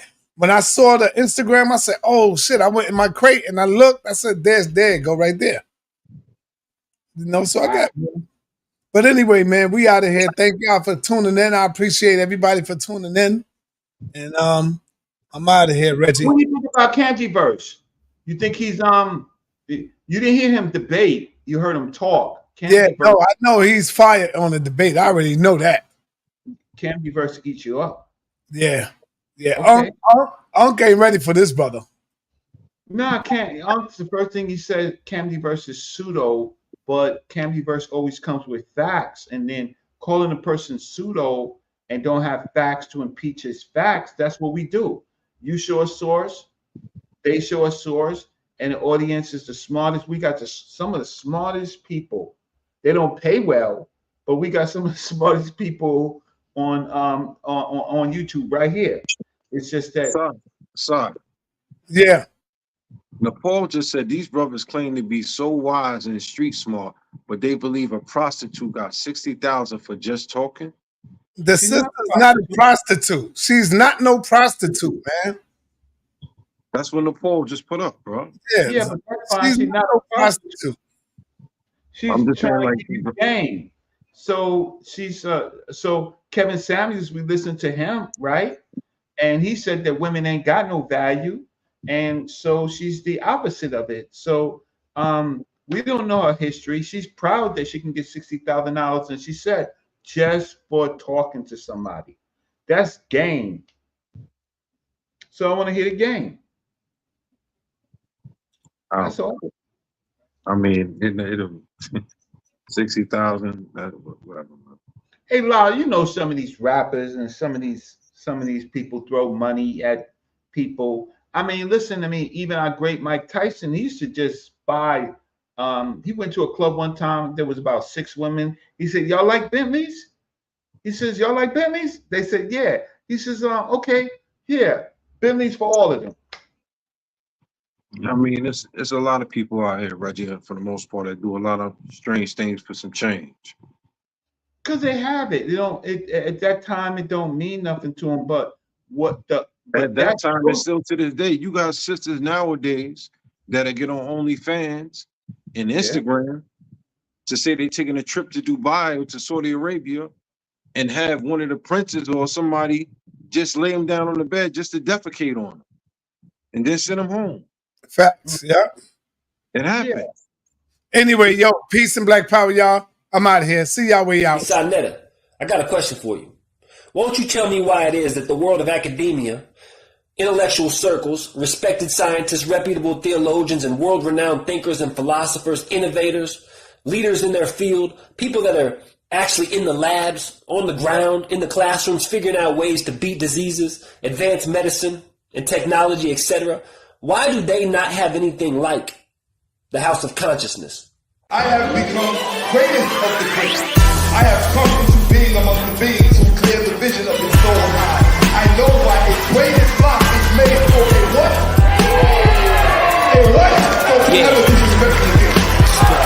Because God, when the flood took place, 40 days, 40 nights, he allowed so much as a pig. He put a spirit on the pig. He let the women eat their own babies. How come God put a spirit on the Israelites to stop them from eating their own children? Kemet on trial, title of that damn lecture. Destroyed the Hebrews with the power of our ancestors. Our clans better didn't talk or debate on Daniela. Or Zion Lex, don't hate on Kemet, y'all fans betcha.